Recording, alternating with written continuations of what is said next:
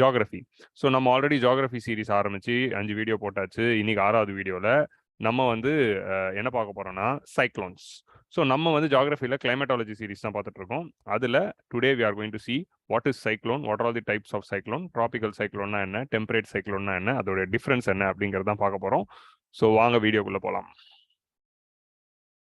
So cyclones and anti cyclones அப்படின்னா என்ன, tropical சைக்ளோன்னா என்ன, அதோட கண்டிஷன்ஸ் அண்ட் ஃபார்மேஷன், அதோட வேரியஸ் ஸ்டேஜஸ் அண்ட் அதோட இம்பாக்ட் என்ன, அதே மாதிரி டெம்பரேட் சைக்ளோன்னா என்ன, அதோட கண்டிஷன்ஸ் என்ன, ஃபார்மேஷன் என்ன, இம்பாக்ட் என்ன, இதெல்லாம் தான் இன்னைக்கு நாம வீடியோவில் பார்க்க போகிறோம். ஃபர்ஸ்ட் வந்து நம்ம என்ன பார்க்கலாம் அப்படின்னா சைக்ளோன்ஸ். வாட் இஸ் சைக்ளோன்ஸ் அப்படிங்கிறது பார்க்கலாம். சைக்ளோன் ஒன்றும் இல்லை, அது வந்து ஒரு சுழல் காற்று தான் வந்து நம்ம சைக்ளோன் அப்படின்னு சொல்றோம். அதாவது காத்து வந்து நார்மலா வந்து இந்த மாதிரி ஒரே டைரக்ஷன்ல வந்து வந்துச்சுன்னா அது வந்து விண்டு. அதே காத்து வந்து இந்த மாதிரி சுழன்றுகிட்டே வந்ததுன்னா அதுக்கு பேர் வந்து சைக்ளோன். அவ்வளவுதான் சொல்றோம். ஒரு லோ ப்ரெஷர் ஃபார்ம் ஆகுது, அந்த லோ ப்ரெஷரை சுத்தி காத்து வந்து சுத்திக்கிட்டு இருக்கு, அதுதான் வந்து நம்ம சைக்ளோன் அப்படின்னு சொல்றோம். ஓகே, ஒரு லோ ப்ரெஷர் உருவாகுது, குறைந்த காற்றழுத்த தாழ்வு மையம். அந்த குறைந்த காற்றழுத்த தாழ்வு மையத்தை சுத்தி வர்ற காத்து எல்லாமே அதை சுத்தி சுத்தி சுழன்றுகிட்டே வர்றது தான். அந்த குறைந்த காற்றழுத்த தாழ்வு மையத்தை சுத்தி காத்து வந்து சுழன்றுகிட்டே வர்றதுக்கு பேர் தான் சைக்ளோன் அப்படிங்கிறது சொல்றோம்.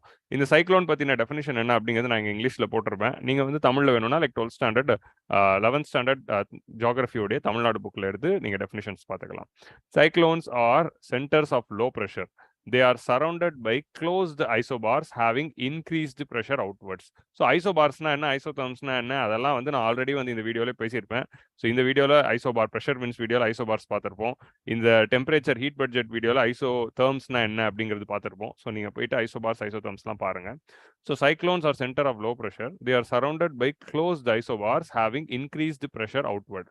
ஸோ ஜிஎஸ்ல உங்களுக்கு மெயின்ஸ் ஆன்சர் ரைட்டிங்ல கொஸ்டின் வருது. So what is tropical cyclone, what is temperate cyclone, explain its mechanism, process, impact அப்படின்லாம் வரும்போது சைக்ளோனுக்கு ஒரு டெஃபினிஷன் நீங்க வந்து ரொட்டேட்டிங் ஏர், சர்க்குலேட்டிங் ஏர் அப்படின்லாம் எழுதக்கூடாது. இந்த மாதிரி பெர்ஃபெக்டான டெக்ஸ்ட் புக் எக்ஸாம் டெஃபினிஷன் வந்து படிச்சு அதை தான் வந்து எழுதணும். So cyclones are centers of low pressure. They are surrounded by closed isobars having increased pressure outward. So சைக்ளோன்ஸ்னா என்ன, சென்டர் ஆஃப் லோ ப்ரெஷர். ஒரு இடத்துல வந்து ஒரு லோ ப்ரெஷர் உருவாகுது. எதனால லோ ப்ரெஷர் உருவாகுது, ஒரு இடத்துல வந்து சடனா ஹீட் ஆகுது. ஸோ ஹீட் ஆனா லோ ப்ரெஷர் உருவாகும் அப்படிங்கிறத நம்ம போன வீடியோவில் பார்த்தோம்.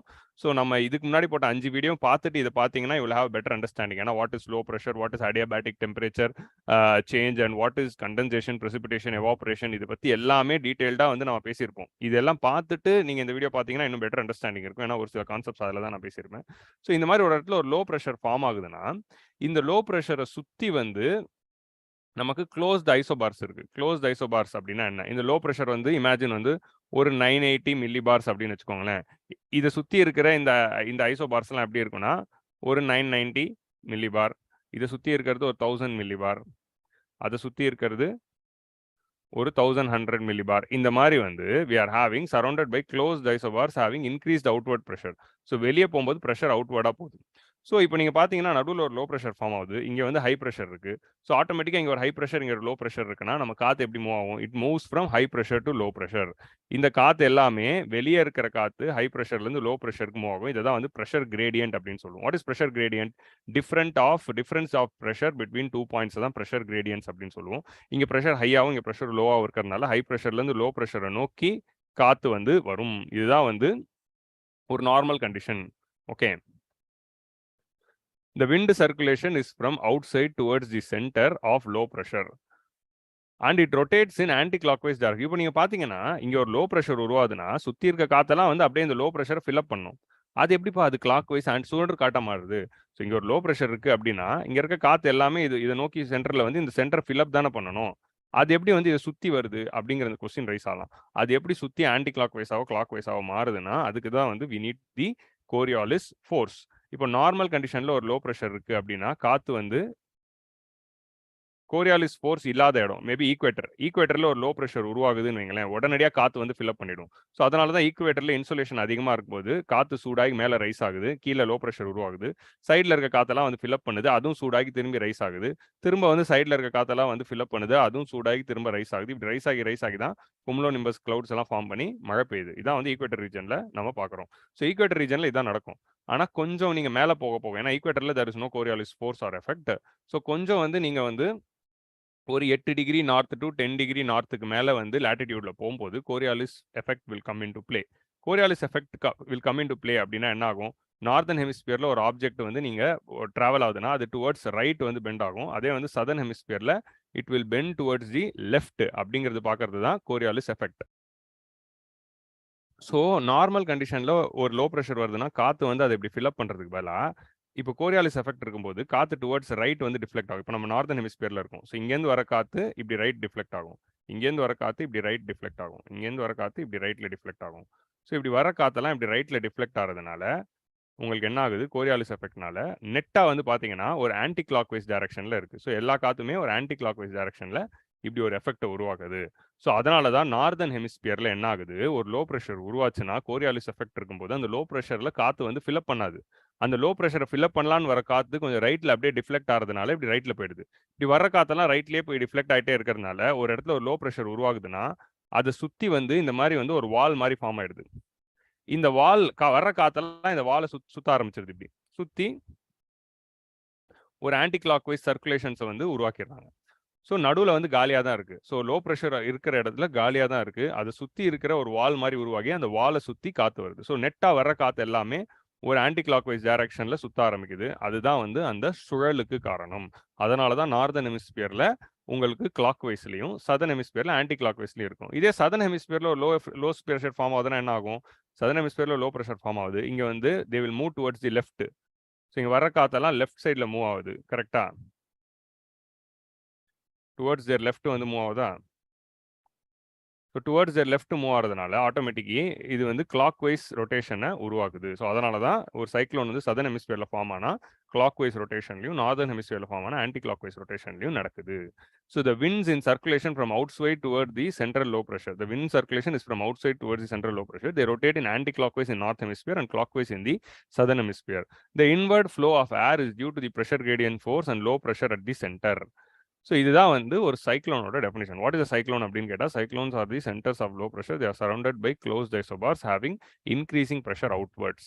த wind circulation is from outwards towards the central low pressure and they rotate in the anti clockwise direction அப்படிங்கிறத வந்து நம்ம உணர்ந்துக்கணும் in northern hemisphere. So what is anti cyclone? சைக்ளோன்னா இது. ஸோ சைக்ளோன்னா வந்து நம்ம என்னன்னு பார்த்தோம்? Cyclone is a low pressure centre. அதை சுற்றி வந்து காற்று வந்து அதை வந்து ஃபில்அப் பண்ண வரும். பட் அது டிஃப்ளெக்ட் ஆகி சைக்ளோனாக மாறுது அப்படின்னு பார்த்தோம். What is anti cyclone? Anti சைக்ளோன்னா ஒரு ஹை ப்ரெஷர் சென்டர். ஒரு ஹை ப்ரெஷர் சென்டர்னா இந்த ஹை ப்ரெஷர்லேருந்து காற்று வெளியே போக தான் பார்க்கும். கரெக்டாக ஹை ப்ரெஷர்லேருந்து காற்று வெளியே போக தான் பார்க்கும். அப்படி வெளியே போகும்போது அந்த காற்று இப்படி நேரடியாக போகாமல் because of the Coriolis effect அது எப்படி போகுது? நார்தன் ஹெமிஸ்பியர்னா டுவர்ட்ஸ் ரைட் வந்து டிஃப்ளெக்ட் ஆகும். நார்தன் ஹெமிஸ்பியர்னா டுவர்ட்ஸ் ரைட் டிஃப்ளெக்ட் ஆகும்.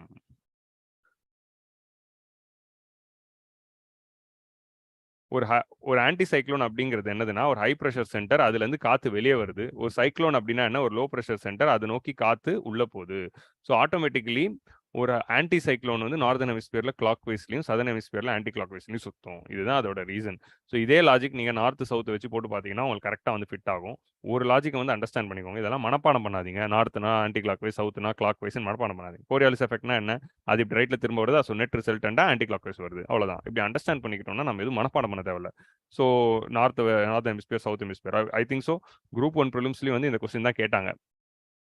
ஓகே. ஸோ ஆன்டி சைக்ளோன் அப்படின்னா அந்த காற்று வந்து அந்த ஹை ப்ரெஷர்லேருந்து வெளியே போகும். சைக்ளோன்னா அந்த லோ ப்ரெஷரை நோக்கி காற்று வந்து உள்ளே வரும் அப்படிங்கிறதான் வந்து இங்கே மீன் பண்ணுறாங்க. Okay. So this is what the diagram of the cyclone and anticyclone. The circulation is from the central high pressure towards the periphery in such a way that air blows outwards in the clockwise direction in the northern hemisphere and anti-clockwise direction in southern hemisphere. So anticyclone அப்படியே opposite.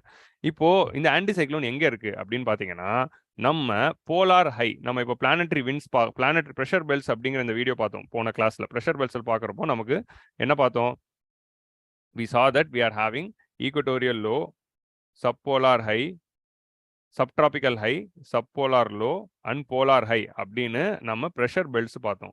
அதில் polar ஹைன்னு இருக்குல்ல, north போல்லையும் south போல்லையும் நமக்கு 2 polar high இருக்குது. So north போல்லாம் எப்படி இருக்கும்? So north pole அப்படிங்கிற ரீஜனில் ஃபுல்லாக வந்து கோல்டாக இருக்கும். ஸோ கோல்டாக இருக்கிறதுனால இந்த இடத்துல ஒரு ஹை ப்ரெஷர் உருவாகும். ஸோ நார்த் போலில் ஹை ப்ரெஷர் உருவாகிறதுனால இதுலேருந்து வர காற்று தான் it will always move towards the right. உங்களுக்கு புரியுதா? இப்படி ரைட் சைடில் இந்த என்டையர் இதுலேருந்து நீங்கள் நார்த் போலை வந்து டாப் வியூவில் பார்த்தீங்கன்னு வைங்களேன், இதான் வந்து நார்த் போல். இந்த இடத்துல ஒரு ஹை ப்ரெஷர் இருக்கும். இந்த ஹை ப்ரெஷர் எப்படி போகுது, இதிலிருந்து காற்று வந்து இப்படி வெளியே வந்துகிட்டு இருக்கும். உங்களுக்கு புரியுதா? இதை தான் வந்து நம்ம என்னன்னு சொல்கிறோம், போலார் ஈஸ்டர்லீஸ் அப்படின்னு சொல்லுவோம். இதுதான் வந்து போலார் ஈஸ்டர்லீஸ் அப்படின்னு சொல்லுவோம். இந்த போலார் ஈஸ்டர்லீஸ் இங்கேருந்து வந்து வெஸ்டர்லீஸ் வரும். இந்த போலார் ஈஸ்டர்லீஸ் வெஸ்டர்லீஸ் அப்படின்னு நம்ம trade winds and polar easterlies and westerlies அப்படின்னு பார்த்தோம்ல, அதுதான். ஸோ இந்த ஹை ப்ரெஷர்லேருந்து வெளியே வர காற்று தான் போலார் ஈஸ்டர்லீஸாக வெளியே வரும். ஸோ இதுதான் வந்து ப்ரெஷர் பெல்ட்டுக்கும் ஆன்டிசைக்ளோனுக்கும் உள்ள லிங்க். இந்த ஆன்டிசைக்ளோன் எங்கே இருக்குன்னா, it is found in the polar high. Polar ஹையில் இருக்கிற ஆன்டிசைக்ளோன் வந்து தெர்மலி இன்டியூஸ்ட். அதே வந்து சப்போலார் ஹைலையும் வந்து we will have anticyclones. So subpolar ஹையில் we are having subsidence of air. அந்த subsidence of air இருக்கிற அந்த ரீஜன்லையும் we will be having this high pressure centers. So இந்த மாதிரி சப்போலார் ஹையில் இருக்கிற ஆன்டிசைக்ளோன்ஸ் வந்து டைனாமிக்லி இன்டியூஸ்ட், போலார் ரீஜனில் இருக்கிறது தெர்மலி இன்டியூஸ்ட். ஸோ இது என்ன சப்போலார் ஹை, சப்போலார் லோ, இதெல்லாம் புதுசாக இருக்குது அப்படின்னா நீங்கள் இந்த pressure belts and planetary winds video பாருங்கள், அதில் அந்த கான்செப்ட் புரிஞ்சிடும். ஸோ இது எதுவுமே வந்து ஒரே வீடியோவில் எல்லாமே இருக்காது. ஸோ ஒரு கான்செப்ட் தனித்தனி, பட் எல்லாமே இன்டர்லிங்க்டு. ஸோ எல்லாமே இன்டர்லிங்க்டாக இருக்கிறத நீங்கள் வந்து கரெக்டாக புரிஞ்சுக்கணும். ஓகே, ஸோ இந்த கான்செப்ட் புரிஞ்சாதான் இந்த கான்செப்ட் புரியும். So that is the logic here. Okay, so what is cyclone and what is anticyclone இப்போ நம்ம பார்த்தாச்சு. ஸோ சைக்ளோன் அப்படின்னா காற்று வந்து சூடாகி அந்த காற்று வந்து வானத்தை நோக்கி மேலே போகுது. அதே ஆன்டிசைக்ளோனில் என்ன ஆகுனா, there will be subsidence of cold and high air. So subsidence of cold dry air இருக்கிற இடத்துல தான் வந்து ஹை ப்ரெஷர் உருவாகும். அதே வந்து காற்று வந்து சூடாகி லைட்டாகி மேலே போகும்போது இந்த இடத்துல ஒரு காலி ஆகுதுல, அந்த காலியாக இருக்கிற காற்றெல்லாம் மேலே போயிடுது. அதனால இங்கே ஒரு எம்டி ஸ்பேஸ் வருது. அந்த எம்டி ஸ்பேஸ் தான் லோ ப்ரெஷராக இருக்குது. ஆனால் அதுவே வந்து மேலே இருந்து காற்று கீழே வந்துகிட்டே இருந்ததுன்னா இந்த இடத்துல காற்று விழுந்துகிட்டே இருக்கும். அதனால இந்த இடத்துல ஒரு ஹை ப்ரெஷர் இருக்கும். ஸோ அதனால தான் சப்ட்ராபிக்கல் ஹையில் வந்து நமக்கு ஒரு ஹை ப்ரெஷர் இருக்கு. ஆன்டிசைக்ளோன்ஸ் அங்கே நிறைய உருவாகுது, விச் இஸ் டைனாமிக்லி இன்டியூஸ்ட். அதே மாதிரி போலார் ஹையில் உருவாகிற ஆன்டிசைக்ளோன் வந்து தெர்மலி இன்டியூஸ்ட். ஏன்னா அது போலார் ரீஜன் இன்சுலேஷன் கம்மியாக இருக்கிறதுனால கோல்ட் ஆகி அது வந்து ஒரு ஹை ப்ரெஷராக ஆகி ஆன்டிசைக்ளோனாக மாறுது. ஸோ ஆன்டிசைக்ளோன் ஜோன்ஸ் வந்து 2 Jones, polar high, subtropical high. Okay, இதை வந்து நம்ம கிளியராக புரிஞ்சுக்கணும். ஸோ இப்போ நம்ம என்ன போகலாம், இந்த சைக்ளோன்ஸ் அப்படிங்கிறதுக்குள்ளே போகலாம். ஆன்டிசைக்ளோன்ஸ் அது போதும் ப்ரீஃபாக. ஆன்டிசைக்ளோனோட டைரக்ஷன்ஸ் மட்டும் பார்த்துக்கோங்க. இப்போ நம்ம சைக்ளோன்ஸ்குள்ளே போவோம். சைக்ளோன்ஸ் அப்படிங்கிறது வந்து 2ஆக பிரிக்கப்படுது. எப்படி 2ஆக பிரிக்கப்படுது? Based on which latitude they are originating, they are divided into 2. Okay, எந்த லேட்டிடியூட்ல சைக்ளோன் வருதோ அதை வச்சு அதை 2ஆக பிரிக்கிறோம். ஸோ இதுதான் ஈக்குவேட்டர், இதான் வந்து டிராபிக் ஆஃப் கேன்சர், இது வந்து டிராபிக் ஆஃப் கேப்ரிகான். இந்த டிராபிக்கல் ரீஜன்ஸ்ல வரக்கூடிய சைக்ளோன்ஸ் எல்லாத்தையும் டிராபிக்கல் சைக்ளோன்ஸ் அப்படின்னு சொல்றோம். இதே வந்து டிராபிக் ஆஃப், அதே வந்து 35ல இருந்து 65 டிகிரி நார்த்துக்குள்ள இருக்கிற இந்த ரீஜன்ல வர சைக்ளோன்ஸ் எல்லாத்தையும் temperate cyclone or extra tropical cyclones அப்படின்னு சொல்றோம். ஸோ எந்த ரீஜன்ல சைக்ளோன் உருவாகுது அப்படிங்கிறத வச்சுக்கிட்டு டிராபிக்கல் சைக்ளோன், டெம்பரேட் சைக்ளோன் பிரிக்கிறோம். ஸோ அது இந்த டிராபிக் ஆஃப் கேன்சர் டு கேப்ரிகான்குள்ள உருவாகுது அப்படின்னா அது tropical cyclones. Of course 5 degree north to 5 degree சவுத்குள்ள சைக்ளோன் உருவாகாது because of equator region. Equator ரீஜனில் சைக்ளோன் உருவாகாது because of lack of Coriolis effect. So அதே 35 degree north to 35 degree 65 degree north, 35 degree south to 65 degree south ரீஜனில் உருவாகுது temperate cyclone அப்படின்னு சொல்கிறோம். So இதுதான் வந்து இந்த டெம்பரேட் சைக்ளோனுக்கு டிராபிக்கல் சைக்ளோனுக்கு உள்ள டிஃப்ரென்ஸ் வந்து just only based on latitude. Latitude மட்டும் வச்சு நம்ம சொல்லலை, அதோடைய மெக்கானிசம்லேயே வந்து மிகப்பெரிய டிஃப்ரென்ஸ் இருக்கு. ரெண்டுமே வேற வேற மெக்கானிசம்ல செயல்படுது. டிராபிக்கல் சைக்ளோனோட மெக்கானிசம் வேற, டெம்பரேட் சைக்ளோனோட மெக்கானிசம் வேற. ரெண்டு மெக்கானிசமும் என்னங்கிறது புரிஞ்சுக்கலாம். Tropical cyclones are violent storms that originate over the oceans in the tropical areas and move over to the coastal areas and bring about large destruction. So இந்த டெஃபினிஷன்லாம் நீங்கள் பக்காவாக படிச்சு வச்சுக்கணும். What is tropical? இப்போ வந்து நம்ம இதான் வந்து சவுத் இந்தியன் கோஸ்ட்னு பார்க்குறோம். இப்போ நம்ம என்ன பார்க்குறோம், பே ஆஃப் பெங்காலில் ஒரு டிப்ரெஷன், குறைந்த காற்றழுத்த தாழ்வு மண்டலம் உருவாகுது. அதுவே வந்து கொஞ்ச நாளில் ஒரு சைக்ளோனாக மாறிடுது. அது சைக்ளோனாக மாறினோன்னா என்ன ஆயிடுது, இந்த மாதிரி ஈஸ்ட்லேருந்து வெஸ்ட் டைரக்ஷன் நோக்கி இப்படி வந்து நம்மளை நோக்கி கரையை நோக்கி வருது. So cyclones are violent storm originating over the oceans. So இது வந்து ஒரு வயலண்ட் ஸ்ட்ராம்ஸ். ஸ்ட்ராம்னா புயல் காற்று, அதாவது வேகமாக அடிக்கிற காற்று. Originating over the oceans. So tropical cyclones அப்படிங்கிறது ஓஷன்ஸ் மேலே தான் உருவாகும், அது வந்து லேண்ட் மேலே உருவாகாது. அது ஏங்கிறது புரிஞ்சுப்போம். ஓகே, ஆரிஜினேட்டிங் ஒரு ocean like bay of Bengal in the tropical areas and move towards the coastal areas. அதாவது நம்ம தமிழ்நாடு, கடலூர், இந்த என்டையர் கோஸ்டல் ஏரியாஸையும் நோக்கி வருது இல்லை. Odisha is the hot spot of cyclones, Visakhapatnam or West Bengal.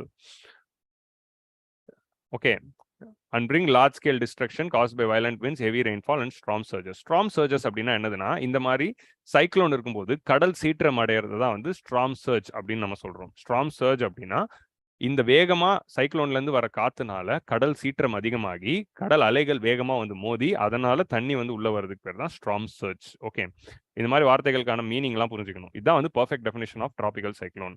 Tropical cyclones are one of the most devastating natural calamities in the world. Natural கெலாமிட்டிஸ்ல earthquake, volcano இதெல்லாம் நமக்கு தெரியும், சுனாமி அதெல்லாம். ஆனா அதெல்லாம் வந்து ரேரா வர்றது. ஆனா இந்த மாதிரி சைக்ளோன் அப்படிங்கிறது வந்து எல்லா வருஷமும் வருது. அதாவது நம்ம ஊர்ல சொல்றேன், எல்லா வருஷமும் வருது and creating most harmful devastating calamity. So இதான் வந்து cyclone originate. Tropical cyclone originate ஆகிற ஜோன் தான் வந்து கரெக்டாக பார்த்தீங்கன்னா கேன்சர் டு கேப்ரிகான்குள்ளே இருக்கும். ஓகே, இந்த கேன்சர்லேருந்து இந்த கேப்ரிகான்குள்ளே இருக்க இந்த ரீஜனில் தான் டிராபிக்கல் சைக்ளோன்ஸ் வந்து இந்த பிங்க் ரீஜன் தான். ஸோ இந்த டிராபிக்கல் சைக்ளோனுக்கு ஒரு ஒரு ஊரில் ஒரு ஒரு பேர் இருக்குது. ஸோ இதுதான் ப்ரிலிம்ஸ் பாயிண்ட் ஆஃப் வியூவில் ரொம்ப சிம்பிளான விஷயம் தான். இந்தியாலையும் இந்த இந்தியன் ஓஷன் ரீஜன்ல நம்ம இதை வந்து சைக்ளோன் அப்படின்னு சொல்றோம். இந்த entire Indian Ocean region it is called as cyclone. In the South China Sea and the western Pacific, இது வந்து western Pacific region. Western Pacific ரீஜன்னா China, Japan, South Korea, Indonesia, Philippines, இந்த மாதிரி வெஸ்டர்ன் பெசிபிக் ரீஜன்ல இதை வந்து நம்ம typhoons அப்படின்னு சொல்றோம். அதே வந்து அட்லாண்டிக்லயும் அமெரிக்காலையும் இதை வந்து ஹரிகேன் அப்படின்னு சொல்லுவாங்க. இந்த அட்லாண்டிக் ஓஷன் ரீஜன்ல இதை வந்து ஹரிகேன் அப்படின்னு சொல்றாங்க. எல்லாமே ஒண்ணுதான், பேரு தான் வேற வேற. அதே வந்து ஆஸ்திரேலியால இதை வில்லி வில்லிஸ் அப்படின்னு சொல்றாங்க. ஸோ ஒரு ஒரு ஊர்லயும் ஒரு ஒரு பேர்ல அழைக்கப்படுது. பட் கான்செப்ட் எல்லாம் ஒண்ணுதான், எல்லாமே டிராபிக்கல் சைக்ளோன் தான்.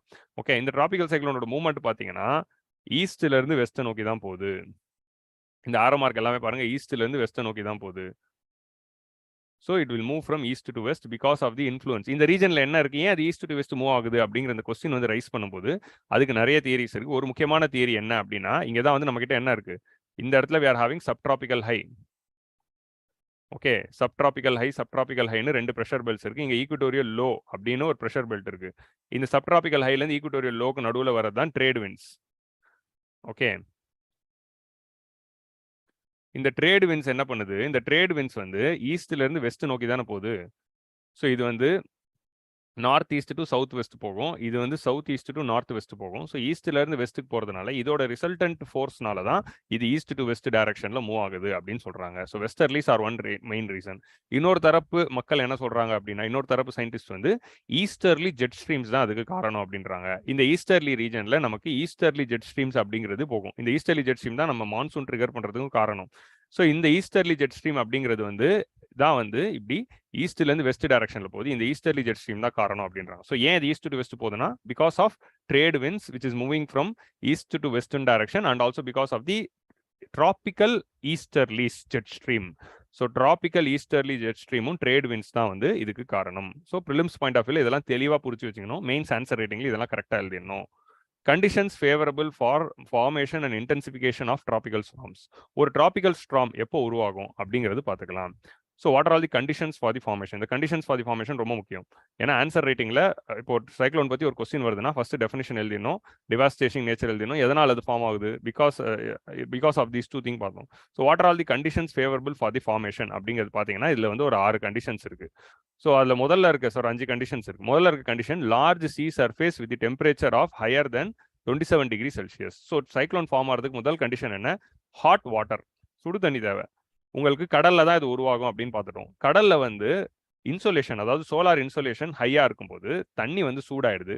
அப்படி சூடாகிற தண்ணி என்ன ஆகுது, ஸோ இதுதான் கடல். கடல்ல இருக்க தண்ணி சூடானோன்னா ஆட்டோமேட்டிக்கா அது ஆவியாகி மேலே போகுது. மேலே போனோன்னா என்ன ஆகுது, இந்த இடத்துல ஒரு காலி இடம் உருவாகுது, அதனால ஒரு லோ ப்ரெஷர் உருவாகுது. இந்த லோ ப்ரெஷரை ஃபில்அப் பண்றதுக்காக சைட்ல இருக்க காத்து எல்லாமே இந்த தண்ணியை நோக்கி வருது. ஆனா இது வந்து நார்மலான கண்டிஷன்ல கோரியாலிஸ் எஃபெக்டோட ஈவெண்ட்லாம் கம்மியா இருக்கும்போது இது திரும்ப இங்க சூடாகி திரும்ப மேலே ஏறும். திரும்ப மேலே ஏறணும், திரும்ப காலி இடம் இருக்கும், திரும்ப இங்க உள்ள வரும், சூடாகும், மேலே ஏறும். அப்படி போய் என்ன ஆகுது, மேலே வந்து கிளவுட்ஸ் ஃபார்மேஷன் வரும், மழை பெய்யும்.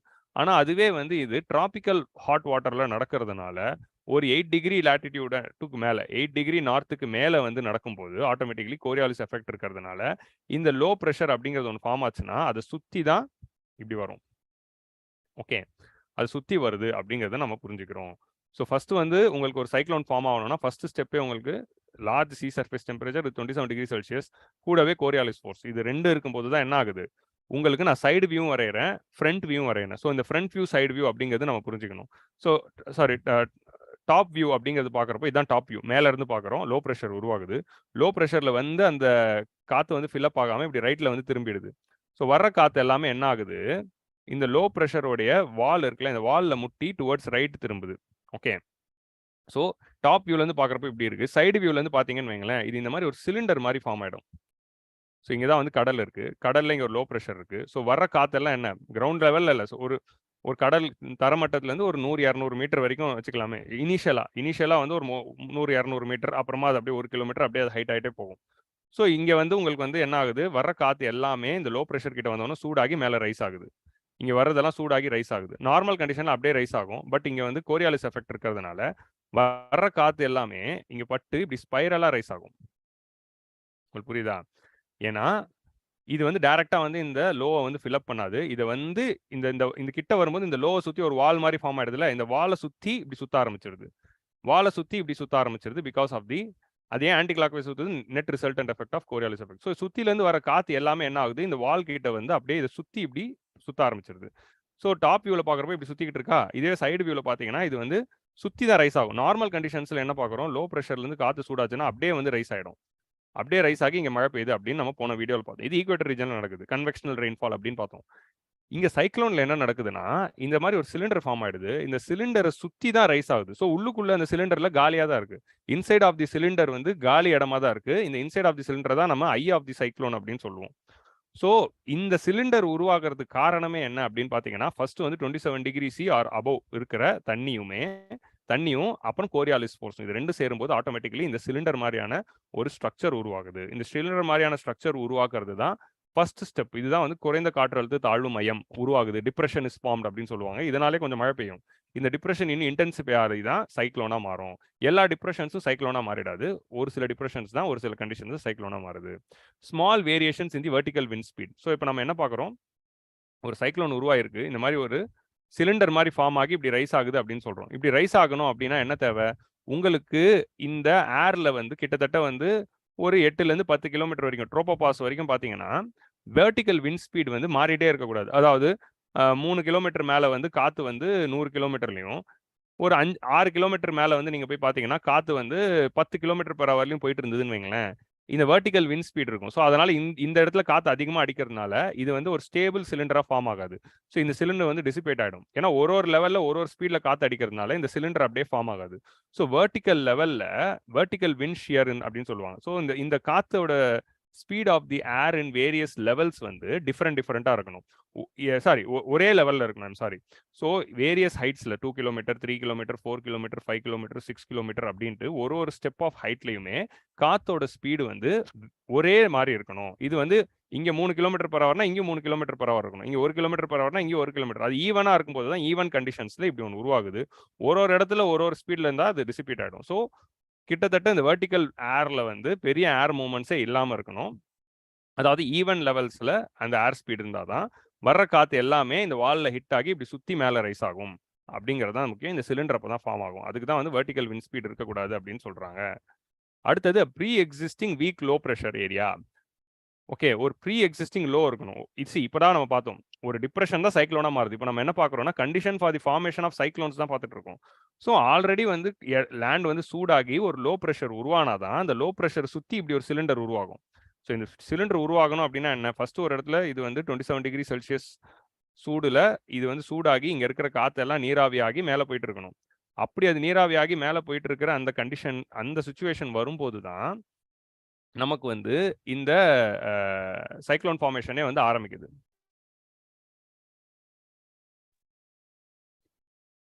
ஸோ இந்த லோ, அதாவது ஒரு குறைந்த காற்றழுத்த தாழ்வு மையம் அப்படிங்கிறது ஒன்று உருவான பிறகு தான் இந்த குறைந்த காற்றழுத்த தாழ்வு மையமே வந்து ஒரு சைக்ளோனா மாறுது. ஸோ குறைந்த காற்றழுத்த தாழ்வு மையம் உருவாகிறது it's very important for cyclone formation. First you need to have a depression. அந்த டிப்ரெஷன் இருந்தால் தான் சைக்ளோன் ஃபார்மேஷன் இருக்கும். So that is the condition. Upper air divergence. So அதே மாதிரி ட்ரோபோபாஸ், இப்போ ட்ரோபோபாஸ் அப்படிங்கிறது நம்ம எங்கே பார்த்தோம், ஈக்குவேட்டர் ரீஜனில் ஒரு 18 கிலோமீட்டர்லையும் போலார் ரீஜனில் ஒரு 8 கிலோமீட்டர்லையும் பார்த்தோம். ஸோ கிட்டத்தட்ட நெட்டாக ஒரு 10 கிலோமீட்டர் வச்சுக்கலாம். இந்த ட்ரோபோபாஸ் ரீஜனில் there should be divergence. Okay, so மேலே வந்து காற்று வந்து டைவர்ஜ் ஆகி போகணும். கீழே இருக்க ரீஜன்லலாம் எல்லா காற்றும் இந்த லோ நோக்கி வருது. லோ நோக்கி வரும்போது இந்த லோவை ஃபில்அப் பண்ணாமல் இதை சுற்றி வந்து அப்படியே ஸ்பைரல் ஆகி மேலே ஏறுது. மேலே ஏறின காற்று மேலே வந்து இப்படி டைவர்ஜ் ஆகணும். ஸோ ட்ரோபோஸ்பியர் லெவலில் the wind should diverge and ground level, அதாவது சி லெவலில் வந்து the wind should converge. So low உருவாகுதுன்னா சி லெவலில் எல்லா விண்டும் அதை நோக்கி கன்வர்ஜ் ஆகுது. கன்வர்ஜ் ஆகிற விண்டு இந்த வால் கிட்ட வரும்போது சூடாகுது, சூடாகி இப்படி ஸ்பைரல் ஆகி மேலே ஏறுது. அதுவே ட்ரோபோபாஸ் கிட்ட போகும்போது அது டைவர்ஜ் ஆகணும். ஸோ அப்பர் ஏர் டைவர்ஜன்ஸ் இருக்கணும். இந்த அப்பர் ஏர் டைவர்ஜன்ஸ் தான் என்ன பண்ணுது, இந்த கிளவுட் எல்லாத்தையும் வந்து நம்மளுடைய லேண்ட் சர்ஃபேஸை நோக்கி கொண்டு வருது. ஸோ அந்த அப்பர் ஏர் டைவர்ஜன்ஸ் அப்படிங்கிறது ரொம்ப முக்கியம். ஸோ இந்த கண்டிஷன்ஸ் எல்லாம் சாட்டிஸ்ஃபை ஆகும்போது தான் ஒரு சைக்ளோன் உருவாகுது அப்படிங்கிறத நம்ம புரிஞ்சுக்கலாம். ஓகே, ஸோ சைக்ளோன்ஸ் வந்து பொதுவாக வந்து எங்கே உருவாகும் அப்படின்னா வெஸ்டர்ன் மார்ஜின்ஸில் தான் உருவாகும். வெஸ்டர்ன் மார்ஜின்னா இப்போ வந்து sorry okay western margins of ஓஷனோட வெஸ்டர்ன் மார்ஜின்லையும் கான்டினென்ட்டோட ஈஸ்டர்ன் சைட்லையும் தான் வரும். இப்போ நீங்கள் இந்த டயக்ராம் பார்த்தீங்க அப்படின்னு வச்சுக்கோங்களேன். இந்த டயக்ராம் பார்க்கும்போது இந்த சைக்ளோன்ஸ்லாம் எங்கே உருவாகுதுன்னா ஒரு ஓஷன் இருக்குன்னா அந்த ஓஷனோடைய வெஸ்டர்ன் சைடு, அதாவது கான்டினென்ட்டோட ஈஸ்டர்ன் சைடு இந்த ஓஷன். இப்போ அட்லாண்டிக் ஓஷன் பார்த்தீங்கன்னா அட்லாண்டிக் ஓஷனோட ஈஸ்ட் இது, அட்லாண்டிக் ஓஷனோட வெஸ்ட் இது. ஸோ ஒரு ஓஷனோடைய வெஸ்டர்ன் சைடில் தான் வந்து இந்த சைக்ளோன்ஸ்லாம் ஃபார்ம் ஆகும் பெரும்பாலும். இப்போ பார்த்தீங்கன்னா இங்கே பெசிபிக் ஓஷனா இந்த இடத்துல தான் ஃபார்ம் ஆகுது. பெசிபிக் ஓஷன் நார்த்தில் இங்கே தான் ஃபார்ம் ஆகுது. பே ஆஃப் பெங்காலில் கூட பார்த்தீங்கன்னு வச்சுக்கோங்களேன், தமிழ்நாடு கோஸ்ட் இந்த மாதிரி கோஸ்ட்டில் தான் அதிகமாக வருது ரேதர் தென் அரேபியன் சி. அது ஏன் அப்படின்னா வெஸ்டர்ன் சைடில் தான் நம்ம கிட்ட வந்து ஹாட் ஓஷன் கரண்ட்ஸ் இருக்கு. இந்த ஹாட் ஓஷன் கரண்ட்ஸ் அப்படிங்கிறது இங்கே தான் இருக்கு. இங்கே வந்து நம்ம கிட்ட கொரோஷியோ இருக்கு, இங்கே கல்ஃப் ஸ்ட்ரீம் இருக்கு, இங்கே வந்து we are having east Australian current இருக்கு. ஸோ இந்த மாதிரி வந்து இந்த மாதிரியான கரண்ட்ஸ் எல்லாமே ஹாட் கரண்ட்ஸாக இருக்குது. இந்த ஹாட் கரண்ட்ஸ் இருக்க ரீஜனில் தான் வாட்டர் வந்து ஹாட்டாக இருக்கும். அந்த 27 டிகிரி செல்சியஸ் ஈஸியாக அட்டைன் ஆகும். Eastern margin of the oceans பார்த்தீங்கன்னா இங்கே கோல்டு கரண்ட் இருக்கும். இங்கே வந்து கேனரிஸ் கரண்ட் இருக்கும். ஸோ இந்த மாதிரி கேனரிஸ் கரண்ட் இருக்குது. இந்த மாதிரியான கரண்ட் எல்லாமே பெருவியன் கரண்ட் அதெல்லாம் வந்து கோல்டாக இருக்கிறதுனால அது 27 டிகிரிஸையே ரீச் ஆக விடாது. அதனால தான் வெஸ்டர்ன் மார்ஜின்ஸில் உருவாகுது. அதே மாதிரி இந்த சைக்ளோன்ஸ்லாம் எந்த டைமில் உருவாகும்னா லேட் சம்மர்ஸில் தான் உருவாகும். லேட் சம்மர்னா என்ன டைம்? லேட் சம்மர்னா ஜூலைலேருந்து அக்டோபருக்குள்ளே இந்த டைமில் தான் மேக்ஸிமம் அக்டோபர் நவம்பர் டைமில் தான் இது வந்து உருவாகும். ஏன் அந்த டைம் அப்படின்னா ஜூன் மாசத்துல சூரியன் எங்க இருக்குன்னா டிராபிக் ஆஃப் கேன்சருக்கு மேல இருக்கும். இதான் டிராபிக் ஆஃப் கேன்சர்னா இதுக்கு மேல இருக்கும். ஸோ ஐடிசிஇசட்டும் கிட்டத்தட்ட இங்க இருக்கும்.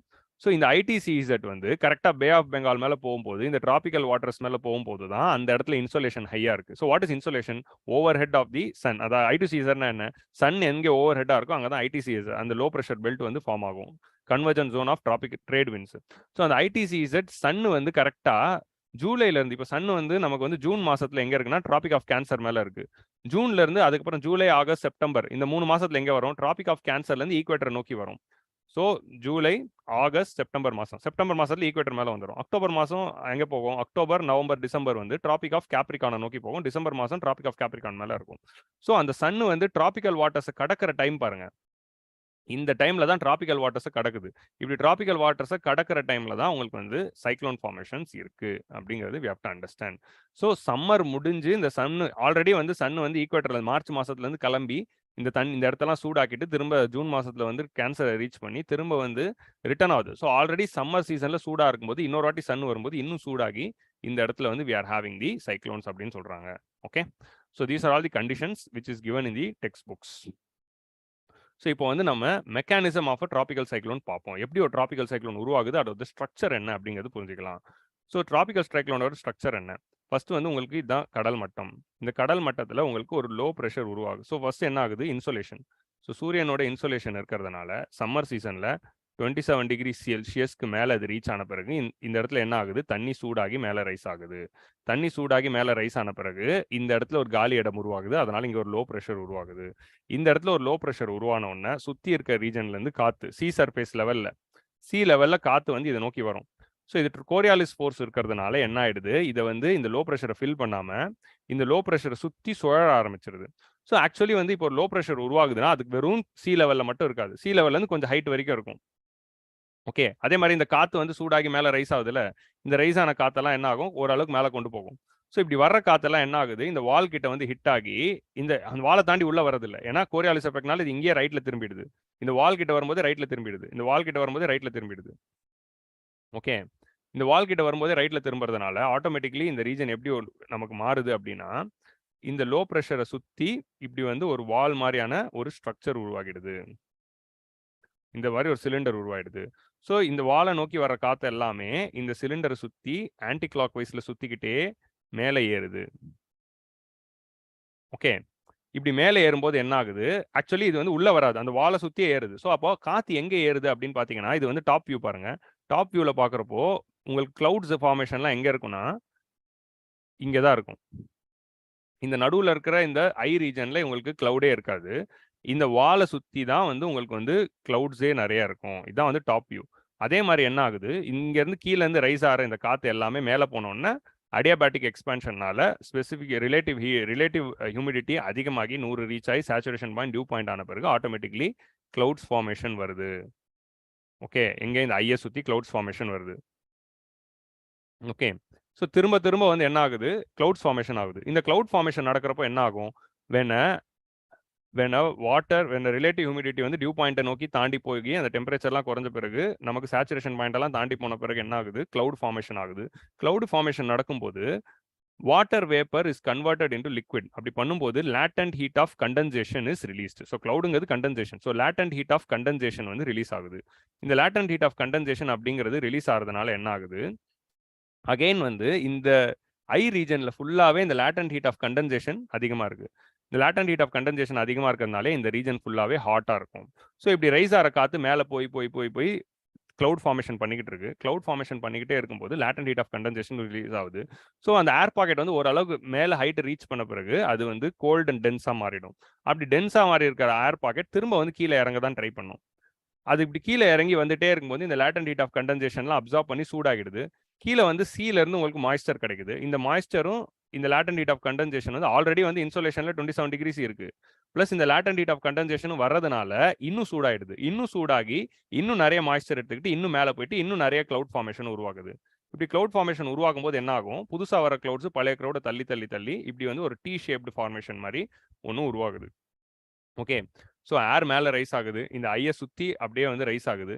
ரைஸ் ஆகி கிளவுட் ஃபார்ம் ஆகுது. கிளவுட் ஃபார்ம் போது latent heat of condensation release ஆகுது. அந்த லேட்டன்ட் ஹீட் ஆஃப் கண்டென்சேஷன் திரும்ப இந்த ஐ ரீஜனை இன்னும் சூடாக்கிடுது. இன்னும் இந்த ஐ ரீஜனை சூடாக்கும் போது என்ன ஆயிடுது, மேலே ஆல்ரெடி ரைஸ் ஆன ஏர் கொஞ்சம் டென்ஸ் ஆனோன்னு இறங்க ஆரம்பிக்குது. இறங்கிட்டே இருக்கும்போது இந்த லேட்டன்ட் ஹீட் ஆஃப் கண்டென்சேஷன்லாம் அப்சார்ப் ஆகி திரும்ப எர்த் சி சர்ஃபேஸ் ரேஞ்சுக்கு வரும்போது திரும்ப வந்து சூடாயிடுது. Already latent heat of condensation plus இந்த 27 டிகிரி திரும்ப சூடாகி திரும்ப மேலே ரைஸ் ஆகுது. திரும்ப மேலே ரைஸ் ஆகி இன்னும் கிளவுட் ஃபார்ம் பண்ணுது. இன்னும் கிளவுட் ஃபார்ம் போது இன்னும் latent heat of condensation release ஆகுது. திரும்ப அது கீழே இறங்குது. திரும்ப சூடாகுது. திரும்ப மேலே ஏறுது. ஸோ கிளவுட இந்த ஐயை சுற்றி இருக்கிற இந்த வால் ரீஜன்ல காத்து வந்து மேலே வந்து ரைஸ் ஆகுது. இந்த ஐ ரீஜன்ல காத்து வந்து சப்சிடென்ஸ் நடந்துகிட்டு இருக்கு. எது சப்சிடென்ஸ் ஆகுது, மேலே ரைஸ் ஆன ஆறு கொஞ்சம் டென்ஸ் ஆன பிறகு கீழே சப்சைட் ஆகும். சப்சைட் ஆகும்போது இந்த லேட்டன்ட் ஹீட் ஆஃப் கண்டென்சேஷன்லாம் அப்சார்ப் பண்ணி வருது. ஸோ இப்படி ரைஸ் ஆகி latent heat of condensation release ஆகி இறங்கி சூடாகி திரும்ப ரைஸ் ஆகுது, சூடாகுது. ஸோ ரைஸ் ஆகுது, கண்டென்ஸ் ஆகுது, கிளவுட் ஃபார்ம் ஆகுது, latent heat of condensation release ஆகுது. அது வந்து திரும்ப வந்து சப்சைட் ஆகுது, திரும்ப சூடாகுது, திரும்ப ரைஸ் ஆகுது. இது வந்து ஒரு இன்ஜின் மாதிரி செயல்பட்டுக்கிடுது. ஒரு இன்ஜின் ஆரம்பிச்சா என்ன ஆகுது, பைக்கை ஸ்டார்ட் பண்ணீங்க, பைக்கை ஸ்டார்ட் பண்ணோன்னு பிஸ்டன் மூவ் ஆகுது. மூவ் ஆன உடனே பைக் ஆன் ஆன பிறகு அதுவே மூவ் ஆயிடும். ஸோ அந்த மாதிரி ஒரு இன்ஜின் ஆகுது. ஸோ அதனால தான் வந்து டிராபிக்கல் சைக்ளோன் ஒரு ஹீட் இன்ஜின் சொல்லுவாங்க. இந்த ஹீட் இன்ஜின் செயல்படுறதுக்கு உங்களுக்கு என்னென்ன தேவை, 27 டிகிரிஸ் தேவை, ஓஷன் தேவை, ஓஷன்ல இருக்க மாய்ஸ்டர் தேவை, லேட்டன்ட் ஹீட் ஆஃப் கண்டென்சேஷன் தேவை. ஸோ அதனால தான் ஒரு சைக்ளோன் வந்து கரையை கடந்து லேண்டுக்குள்ள வந்த பிறகு இந்த ஓஷன் கட் ஆஃப் ஆயிடுது. இந்த ஓஷன் கட் ஆஃப் ஆகிறதுனால நீங்க என்னதான் லேட்டன்ட் ஹீட் ஆஃப் கண்டென்சேஷன் இருந்தாலும் அது கீழே வரும்போது புது மாய்ஸ்டரை கலெக்ட் பண்ணி மேலே ரைஸ் பண்ணி கிளவுட் ஃபார்ம் பண்றது இல்லை. இப்படி இறங்கல லேட்டன்ட் ஹீட் ஆஃப் கண்டென்சேஷன் சீல இருக்கிற மாய்ஸ்டரை எடுத்துக்கிட்டு திரும்ப மேலே ஏறி கிளவுடா மாறுதுல, அதுதான் இந்த அடிஷனல் கிளவுட் பேண்டை உருவாக்குது. ஓகே, இந்த அடிஷனல் கிளவுட் பேண்ட் எங்கேருந்து வருது, இறங்கின லேட்டன்ட் ஹீட் ஆஃப் கண்டென்சேஷன் கடல்ல இருக்கிற மாய்ஸ்டரை எடுத்துக்கிட்டு தான் திரும்ப மேலே போகுது. ஸோ அது கடல் கட்டாகி லேண்டுக்குள்ள போன பிறகு இந்த லேட்டன்ட் ஹீட் ஆஃப் கண்டென்சேஷன் எவ்வளோ சூடாக இருந்தாலும் அது கீழே இறங்கி வந்தால் லேண்டு தான் இருக்கும். ஸோ அதனால அவங்களுக்கு மாய்ஸ்டர் கிடைக்காது. மாய்ஸ்டர் கிடைக்காதனால புது கிளவுட் ஃபார்மேஷன் இருக்காது. அதனால தான் கரையை கடந்த உடனே கொஞ்சம் நேரம் கழிச்சு மழை நின்றுடுது, சைக்ளோனும் டிசிபேட் ஆயிடுது. ஸோ இந்த ஹீட் இன்ஜின் சஸ்டெயின் ஆகணும்னா உங்களுக்கு ஓஷன் அண்ட் மாய்ஸ்டர் தேவை, லேட்டன்ட் ஹீட் ஆஃப் கண்டென்சேஷன் தேவை. கரையை கடந்த உடனே இது ரெண்டும் கட் ஆகுது. அதனால தான் வந்து சைக்ளோன் நின்றுது. இதான் வந்து லேண்ட்ஃபால் அப்படின்னு சொல்றோம். What is landfall? புயல் கரையை கடந்தது. கடலூருக்கு அருகில், சென்னைக்கு அருகில், விசாகப்பட்டினத்துக்கு அருகில், ஒடிசாவில், இல்லைன்னா கல்கட்டா அருகில் கரையை கடந்தது அப்படின்னு சொல்றோம்ல, அதை தான் லேண்ட்ஃபால் அப்படின்னு சொல்றோம். லேண்ட்ஃபால் ஆன பிறகு ocean moisture cut, latent heat of condensation cut. So this engine is stopping. So that's why கரையை கடந்த பிறகு மழை நின்றுடுது. கரையை கடந்தவொடனே இமீடியட்டா மழை நின்னாது, கொஞ்ச நேரம் கழிச்சு தான் நிற்கும். அது ஏங்கிறது வில் சி.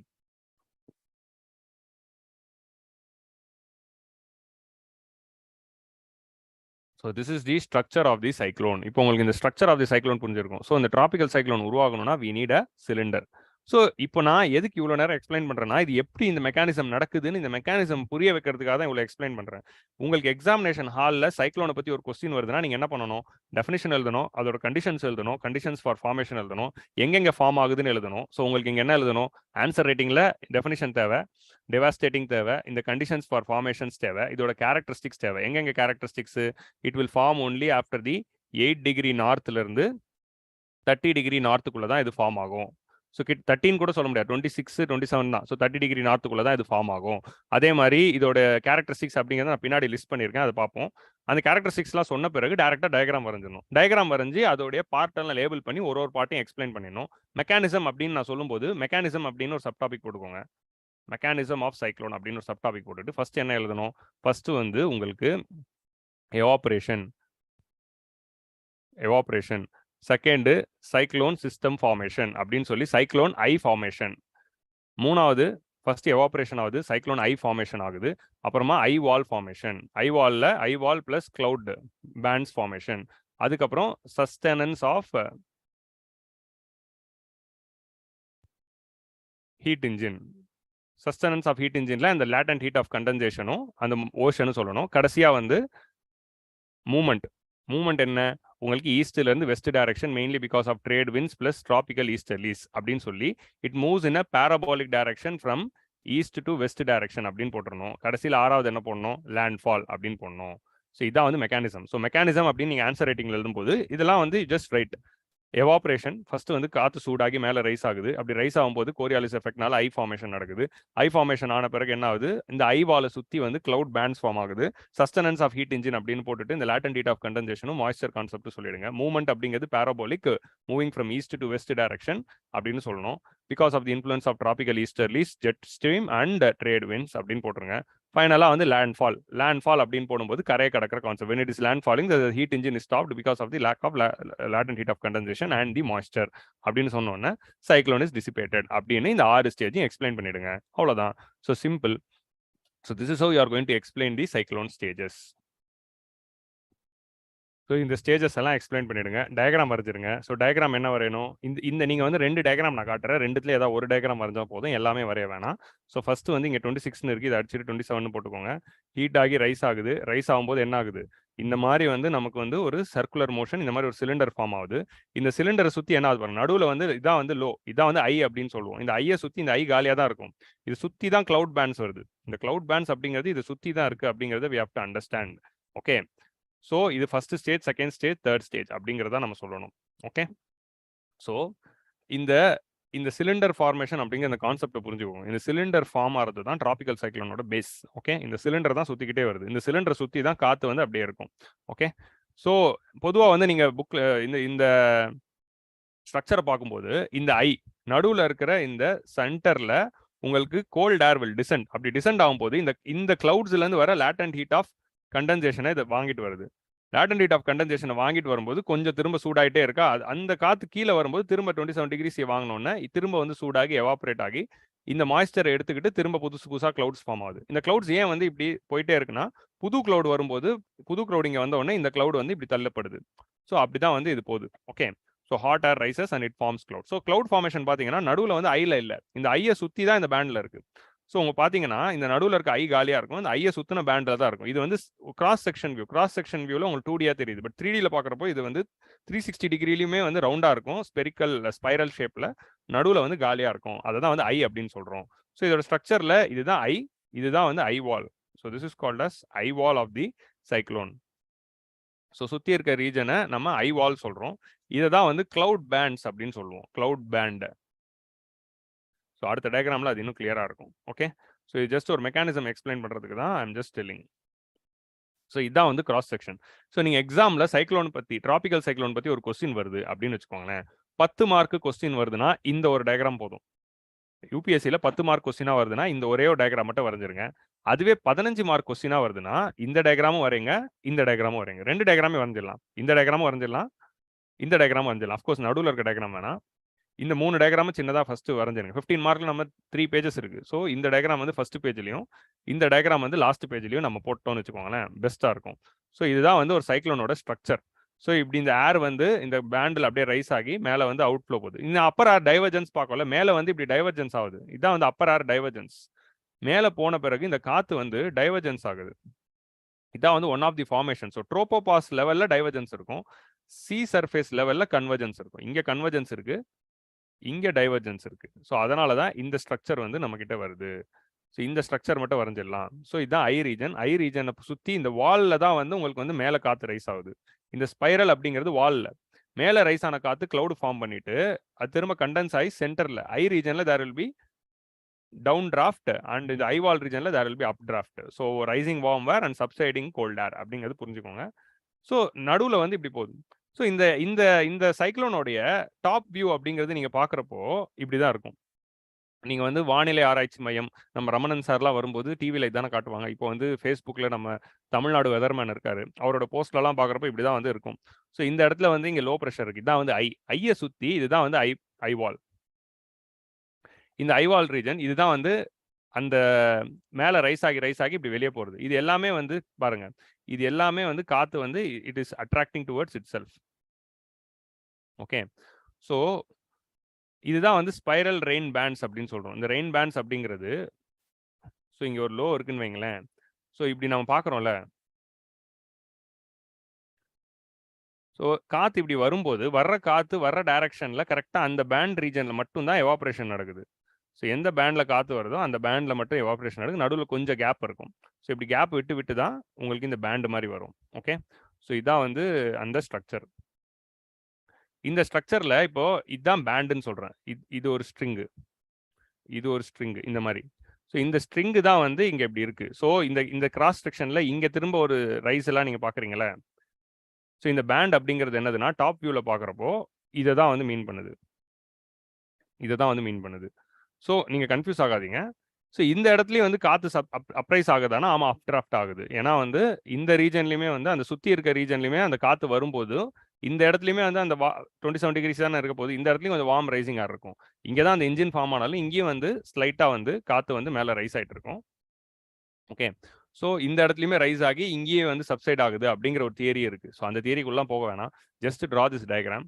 இந்த டயக்ராமில் இப்படி வரும்போது இது சுற்றி இப்படி ஃபார்ம் ஆகுது. ஃபார்ம் ஆகும்போது சுற்றி வந்து அங்கங்கே பேண்டு வருது. அந்த பேண்டு தான் இது. இந்த மாதிரி வந்து திரியாக வருதுல்ல, இந்த திரியாக வர்றது தான் பேண்ட். அந்த பேண்ட் இருக்க ரீஜன்லையுமே அப் டிராஃப்ட்டும் சப்சிடன்ஸும் நடக்குது. Okay, so just draw this diagram. இந்த டயக்ராமை வரைஞ்சிட்டு அப்புறம் ஸ்டேஜஸ் எழுதிடுங்க. Evaporation, eye formation, eye wall and cloud band formation, sustenance of heat engine, then movement and landfall and dissipation. இது அப்படியே எக்ஸ்பிளைன் பண்ணி எழுதிடுங்க.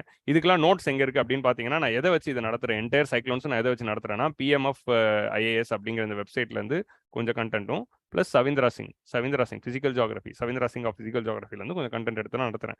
நீங்கள் நோட்ஸ்லேருந்து ரன்னிங், என்னோட வீடியோலேருந்து ரன்னிங் நோட்ஸ் எடுத்துக்கோங்க, அதை அப்படியே ஆன்சரில் எழுதுங்க. இது எழுதினாலே மோர் தென் இனஃப். இந்த டயக்ராம் வரைஞ்சி இந்த ரன்னிங் நோட்ஸ் ஆன்சரில் எழுதினாலே மோர் தென் இனஃப் தான் for a geography answer. Prelims point of வியூவில் கான்செப்டை மட்டும் புரிஞ்சுக்கோங்க, மனப்பாடம் பண்ணாதீங்க. புரிஞ்சுக்கிட்டீங்கன்னா எப்படி கேள்வி கேட்டாலும் எழுதலாம். குரூப் 1ல என்ன கேட்டால் சைக்ளோனோட டைரக்ஷன் நார்தன் ஹெமிஸ்பியரில் என்னவா இருக்குது, ஆன்டி கிளாக் வைஸ், அவ்வளோதான். இவ்வளோ தான் prelims point of view. Okay, so இப்போ அடுத்து வந்து ப்ரிலிம்ஸ் பாயிண்ட் ஆஃப் வியூவில் நம்ம என்னென்ன புரிஞ்சுக்கணும்னா, இந்த ஸ்ட்ரக்சர் ஆஃப் தி சைக்ளோனில் நமக்கு ஐ இருக்குது, ஐ வால் இருக்குது, ரெயின் பேண்ட்ஸ் இருக்குது. ஸோ இந்த ஐ வால், ரெயின் பேண்ட்ஸ் அப்படிங்கிறது என்ன அப்படின்னு ப்ரிலிம்ஸ் பாயிண்ட் ஆஃப் வியூவில் கேட்கலாம். மெயின்ஸ் பாயிண்ட் ஆஃப் வியூவில் நீங்கள் 15 மார்க்கில் எழுதும்போது நீங்கள் ஃபார்மேஷன் எழுதிட்டு ஸ்ட்ரக்சர் அப்படின்னு போட்டுட்டு ஃபர்ஸ்ட் ஐன்னு ஒரு சப்ஹெட்டிங் போட்டு ஒரு 3 பாயிண்ட், ஐ வால்னு போட்டு ஒரு 3 பாயிண்ட் எழுதலாம். ஸோ ஐ இஸ் அ ரஃப்லி circular area with the light winds and fair weather. So eye region எப்படி இருக்கும் அப்படின்னு பார்த்தீங்கன்னு வைங்களேன். இந்த ஐ ரீஜனை பொறுத்த வரைக்கும் it will be very calm and it will be very composed. Eye ரீஜனோட கேரக்டரிஸ்டிக் என்ன, இந்த ரீஜனில் வந்து காமாக இருக்கும், கம்போஸ்டாக இருக்கும். ஏன்னா இதை சுற்றி தான் சூறாவளி. ஐ ரீஜனில் வந்து காம் அண்ட் கம்போஸ்டாக தான் இருக்கும். ஸோ ஏர் வந்து ஸ்லைட்டாக சப்சைட் ஆகிட்டு இருக்கும், காமாக இருக்கும், கம்போஸ்டாக இருக்கும். எந்த ஒரு டிஸ்டர்பன்ஸும் இருக்காது, கிளவுட் ஃபார்மேஷனே இருக்காது. ஆக்சுவலி ஐ இங்கே பாருங்கள், மேலேருந்து நீங்கள் பார்க்கும்போது இந்த இடத்துல வந்து காலியாக தானே இருக்குது. ஸோ இந்த இடத்துல கிளவுட் ஃபார்மேஷனே இருக்காது, சுற்றி தான் கிளவுட் ஃபார்மேஷன் இருக்கும். So there won't be any cloud formation, it will be calm, there won't be any wind. So இந்த மாதிரியான ஒரு கண்டிஷன் தான் அங்கே இருக்கும். ஆனால் டெம்பரேச்சர் மட்டும் வார்மாக இருக்கும். இதுதான் வந்து ஐ இருக்க ரீஜன். நீ இப்போ இந்த பொன்னியின் செல்வன் கிளைமேக்ஸில் கூட அது சூப்பராக காட்டியிருப்பாங்க. பொன்னியின் செல்வனும் பூங்கொழியும் அந்த போட்டில், படத்தில் வர்றதுலாம் சொல்கிறேன், போட்டில் போகும்போது டக்குன்னு வந்து அந்த படகும் நின்றுடும், அந்த அந்த மெயின் கப்பலும் நின்றுடும். நின்ன பிறகு தான் என்ன ஆகிடும், டக்குன்னு ஒரு அமைதியாகிடும். அமைதியான பிறகு என்ன ஆகிடுது, என்டையர் ரீஜனுமே அமைதியான பிறகு தான் இளவரசர் வந்து தண்ணியில் குதிச்சு நீந்திட்டு போவார். ஏன்னா அந்த ரீஜன் காம் ஆயிடுச்சு. ஏன்னா ஐ ஆஃப் தி சைக்ளோன்ல அவங்க இருப்பாங்க. ஐ ஆஃப் தி சைக்ளோன்ல அவங்க இருக்கும்போது அந்த ரீஜனே காம் ஆயிடும்.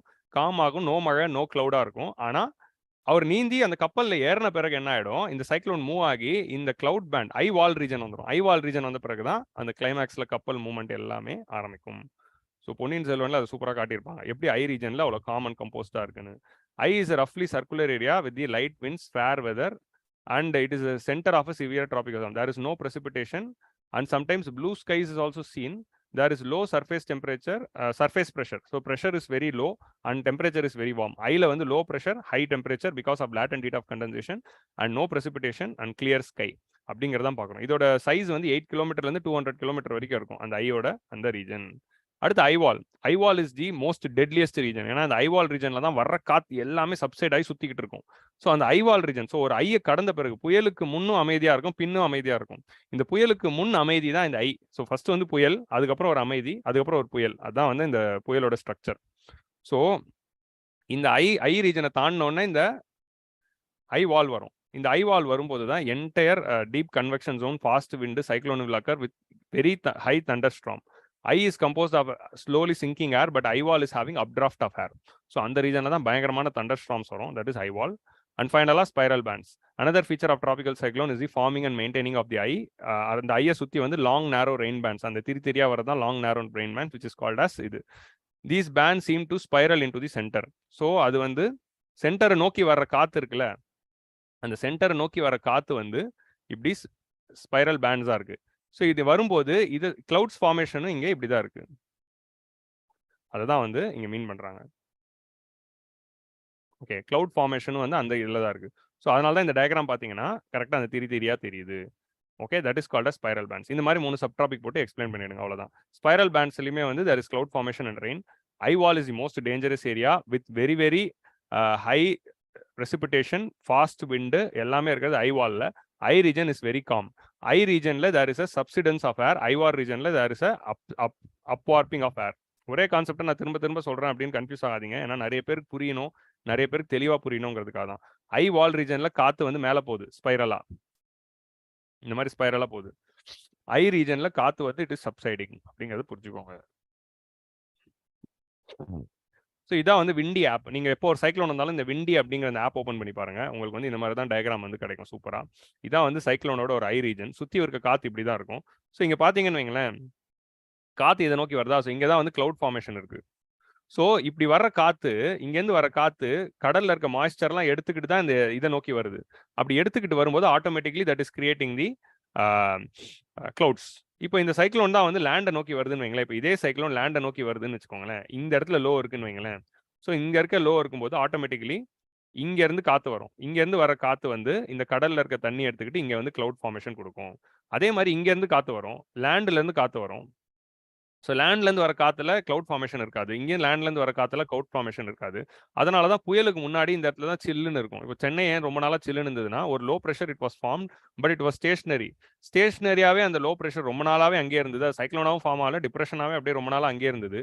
அது சென்னைக்கு பக்கத்தில் இப்படி இருக்கிறதுனால, சென்னைக்கு பக்கத்தில் இந்த லோ ப்ரெஷர் இருக்கும்போது இந்த ரீஜனில் வந்து உங்களுக்கு காற்று வருது. ஸோ கடலில் வந்து நல்ல மழை எல்லா ரீஜன்லும் வரும்போது, கடல் மேலேருந்து வர அந்த பேண்டில் வந்து கடல்ல இருக்க மாய்ஸ்சர் எடுத்துட்டு வரனால இங்கெல்லாம் கிளவுட் ஃபார்மேஷன் இருக்கு. ஆனா லேண்ட் சைட்ல பாத்தீங்கன்னு வச்சுக்கோங்களேன், இப்படிதான் வருது.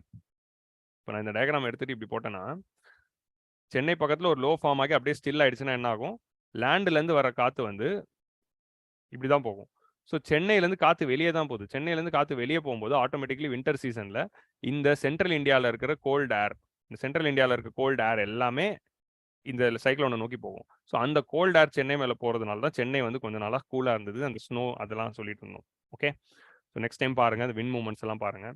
இந்த சைக்ளோன்ஸ் வந்து இப்போ எப்படி நேம் பண்ணுறாங்க அப்படின்னு பார்ப்போம். நிவர் சைக்ளோன், அம்பான் சைக்ளோன், நிசர்கா அப்படிங்கிற நேமிங்லாம் இருக்குல்ல, அந்த நேமிங் சிஸ்டம்லாம் யார் பண்ணுறா அப்படின்னு பார்த்தீங்கன்னா, வேர்ல்டு மீட்டரலாஜிக்கல் ஆர்கனைசேஷனும் Economic of Social Commission, Economic and Social Commission for Asia Pacific, United Nation ESCAP, United Nation Economic and Social Commission for Asia Pacific, இவங்க 2 பேருமே சேர்ந்து பேனல் ஆன் டிராபிக்கல் சைக்ளோன்ஸ் அப்படின்னு 1972 ஆரம்பிச்சாங்க.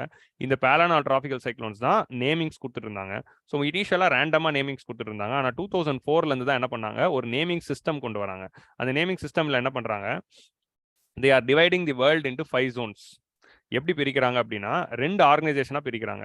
ஓகே, வேர்ல்டு மீட்டரலாஜிக்கல் ஆர்கனைசேஷன் வந்து tropical cyclone programme அப்படின்னு ஒன்று ஆரம்பிச்சு regional specialised meteorological centres and tropical cyclone warning centres அப்படின்னு 2 சென்டர் ஆரம்பிக்கிறாங்க. இந்த டிராபிக்கல் சைக்ளோன் வார்னிங் சென்டரோட வேலை என்ன அப்படின்னு பார்த்தீங்கன்னா, ஒரு இடத்துல ஒரு லோ ப்ரெஷர் உருவாகுதுன்னா இங்க வந்து குறைந்த காற்றழுத்த தாழ்வு மையம் உருவாயிடுச்சு அப்படின்ட்டு எல்லா நாடுகளுக்கும் அலர்ட் கொடுக்கும். அதே மாதிரி அது சைக்ளோனா மாறுதுன்னா சைக்ளோனா மாறுச்சு அப்படின்னு அலர்ட் கொடுக்கும். அது என்னைக்கு சைக்ளோனா மாறுதோ அப்போ அந்த அந்த ஏரியாவில் இருக்கிற ரீஜனல் ஸ்பெஷலைஸ்ட் மீட்டியலாஜிக்கல் சென்டர் என்ன பண்ணும், அதுக்கு ஒரு நேம் வச்சிரும்.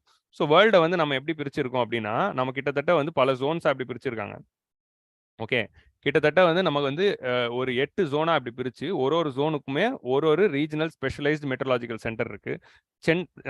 நம்ம நார்தன் இந்தியன் ஓஷன் அப்படிங்கிறது வந்து நார்தன் இந்தியன் ஓஷன் ரீஜன்ல Delhi is the regional specialised meteorological centre. So டெல்லியில் இருக்கிற நம்ம இந்தியன் மெட்ரலாஜிக்கல் டிபார்ட்மெண்ட் ஐஎம்டி இருக்குல்ல, நம்மளோட ஐஎம்டி தான் இந்த நார்தன் இந்தியன் ஓஷன் ரீஜன், இந்த என்டையர் நார்தன் இந்தியன் ஓஷன் ரீஜன்ஸ்க்கும் ஆர்எஸ்எம்சி. ஸோ இப்போ நமக்கு சைக்ளோன் வார்னிங் சென்டர்ல இருந்து இங்க வந்து ஒரு லோ ஃபார்ம் ஆயிருக்கு அப்படின்னு வந்துருச்சுன்னா இந்த ஆர்எம்சி அதை மானிட்டர் பண்ணும். அது என்னைக்கு சைக்ளோனா மாறுதோ அப்போ இந்த ஆர்எஸ்எம்சி நேம் வச்சிரும். அது நேமிங் எப்படி பண்றாங்க அப்படின்னா, இந்த ஆர்எஸ்எம்சி ரீஜன்ல இருக்கிற கண்ட்ரிஸ் எல்லாரும் ஒன்று சேர்றாங்க. ஸோ 2004ல் ஆரம்பிக்கும் போது மொத்தம் 8 country. So Bangladesh, India, Maldives, Myanmar, Oman, Pakistan, Sri Lanka, Thailand. முன்னாடி 8 இருந்தது, இப்போ 13 ஆயிடுச்சு. இந்த 8 நாடுகளும் ஆளுக்கு 8 நேம் கொடுத்தாங்க. இந்தியா வந்து அக்னி, ஆகாஷ், பிஜ்லி, ஜல், லெஹர், மெக் அப்படின்னு இருந்தது. 2004க்கு முன்னாடி வரைக்கும் மனிதர்களோட பேர் தான் வச்சிருந்தாங்க. 2004ல இருந்து தான் இப்படி ஜெனரல் நியூட்ரல் வேர்ட்ஸ் வந்து வைக்க ஆரம்பிச்சாங்க. ஸோ இந்த மாதிரி 8 நாடுகளும் 8 பேர் கொடுத்ததுனால நமக்கு மொத்தம் 64 பேர் இருந்தது. இந்த 64 நேம்ஸும் 2004ல இருந்து 2020 வரைக்கும் நம்ம யூஸ் பண்ணிட்டு இருந்தோம். அது எப்படி போகும்னா எப்படி போகும், ஒரு கண்ட்ரியோட நேமா ஃபர்ஸ்ட் லிஸ்ட் முடியும். ஃபர்ஸ்ட் லிஸ்ட் முடிஞ்சோன்னா செகண்ட் லிஸ்ட் வந்து ஆரம்பிச்சிடும். செகண்ட் லிஸ்ட் முடிஞ்சோன்னா தேர்ட் லிஸ்ட் ஆரம்பிச்சிடும். இப்படி ஒரு கண்ட்ரியா இப்படி போயிட்டே இருக்கும். இந்த countries are named in the alphabetical order. 2020ல அம்ஃபான் சைக்ளோன் நம்ம பெங்கால் ரீஜனை தாக்குன ஒன் ஆஃப் தி டெட்லியஸ்ட் சைக்ளோனான அம்ஃபான் சைக்ளோன் வந்த பிறகு என்ன பண்ணிட்டாங்க,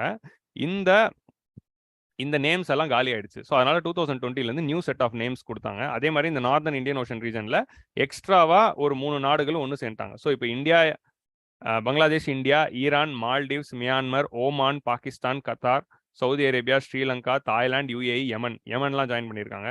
இதுக்கு முன்னாடி இருக்க லிஸ்ட்ல பாத்தீங்கன்னா நமக்கு Thailand, Sri Lanka, Pakistan, Oman, Myanmar தான் இருந்தது. ஸோ ஈரான் ஜாயின் பண்ணியிருக்காங்க, சவுதி அரேபியா ஜாயின் பண்ணியிருக்காங்க, யமன் ஜாயின் பண்ணியிருக்காங்க, யுஏஇ ஜாயின் பண்ணியிருக்காங்க. ஸோ இவங்க எல்லாருமே ஜாயின் பண்ணி மொத்தம் 13 நாடுகள் ஆயிடுச்சு. So which of the following nations are part of the India's RSMC, India's regional specialised meteorological சென்டருடைய அந்த ஐஎம்டியோட ஆர்எஸ்எம்சியில் which of the following nations are members அப்படின்னா மொத்தம் 13 நேஷன்ஸ் மெம்பர். பிலிம்ஸ்ல இதுவே ஒரு கேள்வியாக கேட்கலாம். இந்த 13 பேரும் யார் யாருன்னு பார்த்துக்கோங்க. So Indian bay of Bengal, Arabian sea ரீஜனில் இருக்கிற எல்லா நாடுகளும் இவங்க என்ன பண்ணுறாங்க, ஆளுக்கு 13 பேர் கொடுத்துட்டாங்க. ஸோ மொத்தம் 169 பேர் வந்திருக்கு. அதோட முதல் சைக்ளோன் தான் நிசர்கா, கட்டி, நிவர், புரேவி அப்படின்னு ஒரு சைக்ளோனா யாஸ் புயல் அப்படின்னு சொன்னாங்க. லேட்டஸ்டா வந்து சித்தாரங் வந்துச்சு. இந்த சித்தாரங் அப்படிங்கிறது தான் பங்களாதேஷ் அண்ட் கல்கட்டா ரீஜனை அடிச்சது. ஸோ இதான் லேட்டஸ்ட். இப்போ அடுத்து ஒரு சைக்ளோன் வருதுன்னா அதுக்கு வந்து மண்டோஸ்ன்னு பேர் வைப்பாங்க. அதுக்கு அடுத்து ஒரு சைக்ளோனா மோச்சா அப்படின்னு பேர் வைப்பாங்க. அதுக்கப்புறம் திரும்ப வந்து நம்ம பிபார் ஜாய்னு வைப்போம், அதுக்கப்புறம் தேஜ்னு வைப்போம். ஸோ நேம்ஸ் வந்து இப்படி போகுது. First list, second list, third லிஸ்ட்னு 13 லிஸ்ட் இருக்கு. இப்போ 169 பேர். இது வந்து ஒரு 15-20 வருஷத்துக்கு வரைக்கும் இந்த பேருங்க வந்து தாங்கும். ஓகே, ஸோ ஏன் வந்து சைக்ளோனுக்கு நம்ம நேம் வைக்கணும் அப்படின்னா, ஒரு சைக்ளோன் அப்படிங்கிறது ஒரு 1 வீக் ஆர் 1.5 வீக்ஸ் இருக்கும். அந்த 1 வீக்குள்ள 2 இடத்துல 2 சைக்ளோன் வந்துருச்சுன்னா நம்ம சைக்ளோன் ஏ, சைக்ளோன் பி அப்படின்னு சொல்றதுக்கு பதிலாக ஒரு பேர் கொடுத்துட்டோம்னா நம்ம மீட்டரலாஜிக்கல் டிபார்ட்மெண்ட்டுக்கும் அனாலிசிஸ் பண்றதுக்கும் வார்னிங்ஸ் கொடுக்கறதுக்கும் நமக்கு ஆப்ரேஷனல் ஈஸ் இருக்கும், கன்ஃபியூஷன் இருக்காது. ஸோ ஃபர்ஸ்ட் வந்து ஜவாத் சைக்ளோன் வந்துருச்சு, அசானி சைக்ளோன் போயிடுச்சு அப்படின்னு சொல்லும் போது நமக்கு தெரிஞ்சிடும் ஜவாத் அப்படிங்கிறது பே ஆஃப் பெங்கால்ல, அசானி அப்படிங்கிறது இங்க இருக்கு. இந்த மாதிரி வந்து I'm just giving an example. So இந்த மாதிரி வந்து எங்க அந்த சைக்ளோன் இருக்கு அப்படிங்கிறது அது கன்ஃபியூஷன் இல்லாமல் இருக்குங்கிறதுக்காக தான் இந்த நேமிங் சிஸ்டமே கொண்டு வந்திருக்காங்க. So that is about the tropical cyclones. Tropical சைக்ளோன்ஸ்ல இன்னும் ஒரே ஒரு டாபிக் தான் பாக்கி இருக்கு. அதை நான் இன்னொரு நாள் ஷார்ட்ஸ் வீடியோவா போடுறேன். That is colour coding. Cyclone warning and colour coding and speed of the cyclones அப்படிங்கிற அந்த கான்செப்ட்ஸ் தான் பாக்கி இருக்கு. அதை வந்து நம்ம அப்புறம் பார்ப்போம். ஸோ டிராபிக்கல் சைக்ளோன் பொறுத்த வரைக்கும் அதோட ஸ்பீடு வந்து maximum it can go up to 180 km/h. So 180 km/h வரைக்கும் அது ஸ்பீடு வந்து போக முடியும். 180 km, சம்டைம்ஸ் 200 km கூட போக முடியும். இது சைக்ளோன்ல வரக்கூடிய காத்து. அதாவது உங்களுக்கு சைக்ளோன் இருக்குன்னு வைங்களேன், இந்த சைக்ளோன்ல இந்த காத்து அடிக்குதுல, இந்த காத்தோட ஸ்பீடு தான் 180 to 200 போகும் அப்படின்னு சொல்றேன். இந்த சைக்ளோனே வந்து ஈஸ்ட்ல இருந்து வெஸ்ட் டைரக்ஷன்ல மூவ் ஆகுதுல, இந்த ஈஸ்ட்ல இருந்து வெஸ்ட் டைரக்ஷன்ல மூவ் ஆகுற இந்த சைக்ளோன் வந்து அது என்ன ஸ்பீட்ல மூவ் ஆகும் அப்படின்னா அது கொஞ்சம் ஸ்லோ ஸ்பீட்ல தான் மூவ் ஆகும். ஃபர்ஸ்ட் 30 km/h ஆரம்பிச்சு அது 500 km/h ஸ்பீடு வரைக்கும் அது வந்து it can move. But mostly வந்து இட் இஸ் லெஸ் தென் 100 தான். ஸோ சைக்ளோனோடைய இந்த ஐ மூவ்மெண்ட் அப்படிங்கிறது ஒரு ஸ்பீடு, இந்த சுத்தி இருக்கிற காத்துக்குன்னு ஒரு ஸ்பீடு இருக்கு. ரெண்டு ஸ்பீடையும் பார்த்து கன்ஃபியூஸ் பண்ணிக்காதீங்க. அது வந்து நம்ம கடைசியா டிஃபரன்ஸ் பிட்வீன் பார்க்குறப்போ இன்னும் உங்களுக்கு புரிஞ்சிடும். ட்ராபிக்கல் அண்ட் டெம்பரேட் சைக்ளோனுக்கு டிஃபரன்ஸ் பிட்வீன் நம்ம பார்க்க போகிறோம். அது பார்க்குறப்போ உங்களுக்கு இன்னும் தெளிவாக புரிஞ்சிடும். ஸோ வித் திஸ் நம்ம ட்ராபிக்கல் சைக்ளோன் முடிச்சாச்சு. அடுத்து வந்து நம்ம என்ன பார்க்கலாம் அப்படின்னா டெம்பரேட் சைக்ளோன்ஸ் பார்ப்போம். ஸோ டெம்பரேட் சைக்ளோன்ஸும் நம்ம ஒரே வீடியோலேயே நான் கவர் பண்ணிடுறேன். ஸோ ஒரு வீடியோவில் 2 சைக்ளோன்ஸும் உங்களுக்கு கிளியராக புரிஞ்சிடும். So next we are going to see temperate cyclones. So what are all the temperate cyclones?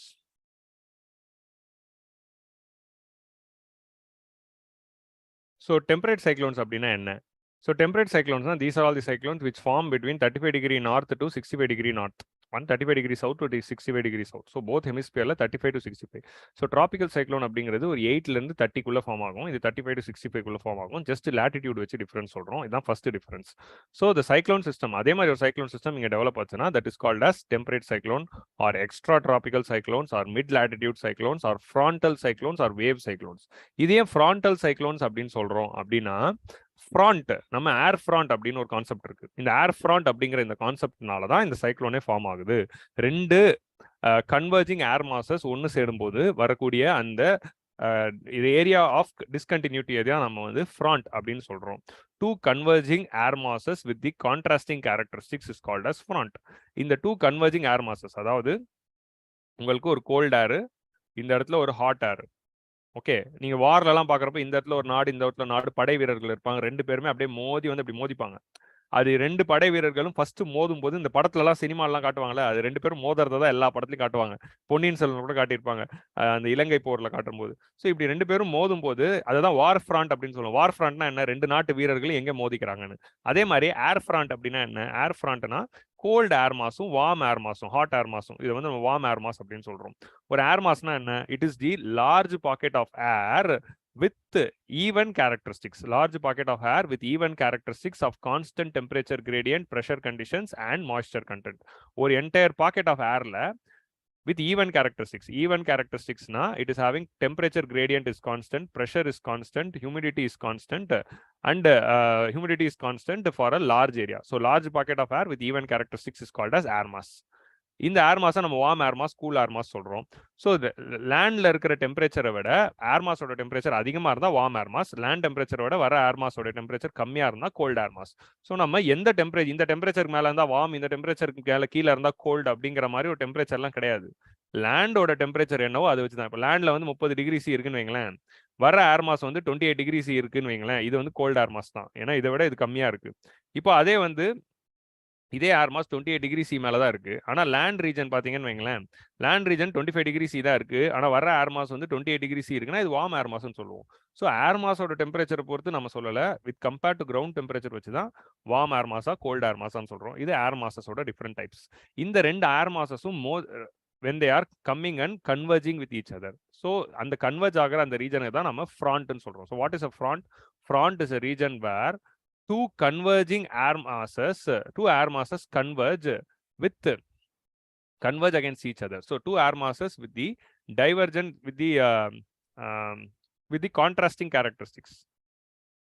Two air masses with the contrasting characteristics, they converge with each other. Two air masses with the contrasting characteristics na enna? ஒரு warm air மாஸும் ஒரு cold air மாஸும் with different characteristics ரெண்டுமே converge ஆகிற ஏரியாவை தான் front அப்படின்னு சொல்றோம். கோல்ட் ஏர் மாஸ்லேருந்து வார்ம் ஏர் மாஸுக்கு மாறும். இந்த ரீஜன் தான் ஏரியா ஆஃப் டிஸ்கண்டினியூட்டின்னு சொல்றோம். ஏன்னா இதுல இருந்து இது மாறுது அப்படின்னு ஒரு ஏரியா ஆஃப் டிரான்சிஷன். இந்த ஃப்ராண்டல் ஃபார்மேஷன் நடக்கிறதுனால தான் டெம்பரேட் சைக்ளோன் ஃபார்ம் ஆகுது. அதனால தான் இதை வந்து ஃப்ராண்டல் சைக்ளோன்ஸ் அப்படின்னு சொல்றோம். ஸோ இந்த ஃப்ராண்ட்னா என்ன? ஃப்ராண்ட் வந்து ரெண்டு டைப் இருக்கு, வார்ம் ஃப்ராண்ட், கோல்டு ஃப்ராண்ட் அப்படின்னு நம்ம ரெண்டா பிரிக்கிறோம். இந்த மாதிரி the formation of a front and that conversion of that front into a cyclone is called as frontogenesis. So temperate cyclone எப்படி உருவாகுது அப்படின்னா frontogenesis அப்படிங்கிற அந்த ப்ராசஸ்ல தான் உருவாகுது. What is frontogenesis? Convergence of two air mass of contrasting characteristics is called as front formation. This front formationனால இன்டைரக்டா ஒரு லோ ப்ரெஷர் ஃபார்ம் ஆகி ஒரு சர்க்குலேஷன் ஃபார்ம் ஆச்சுன்னா that is called as frontogenesis. இந்த frontogenesis தான் வந்து டெம்பரேட் சைக்ளோன் ஃபார்மேஷனுக்கு காரணம். Tropical cyclone ஃபார்மேஷனுக்கு நம்ம எப்படி ஒரு ஹீட் இன்ஜினை வரைஞ்சோமோ, ஒரு சிலிண்டரை வரைஞ்சோமோ, டெம்பரேட் சைக்ளோனுக்கு நம்ம என்ன வரைய போறோம் அப்படின்னா இந்த frontogenesis தான் நம்ம வரைய போறோம். அதுதான் இதோட கான்செப்ட். ஸோ ட்ராபிக்கலுக்கும் டெம்பரேட்க்கும் not only the latitude difference but also the entire mechanism it is different.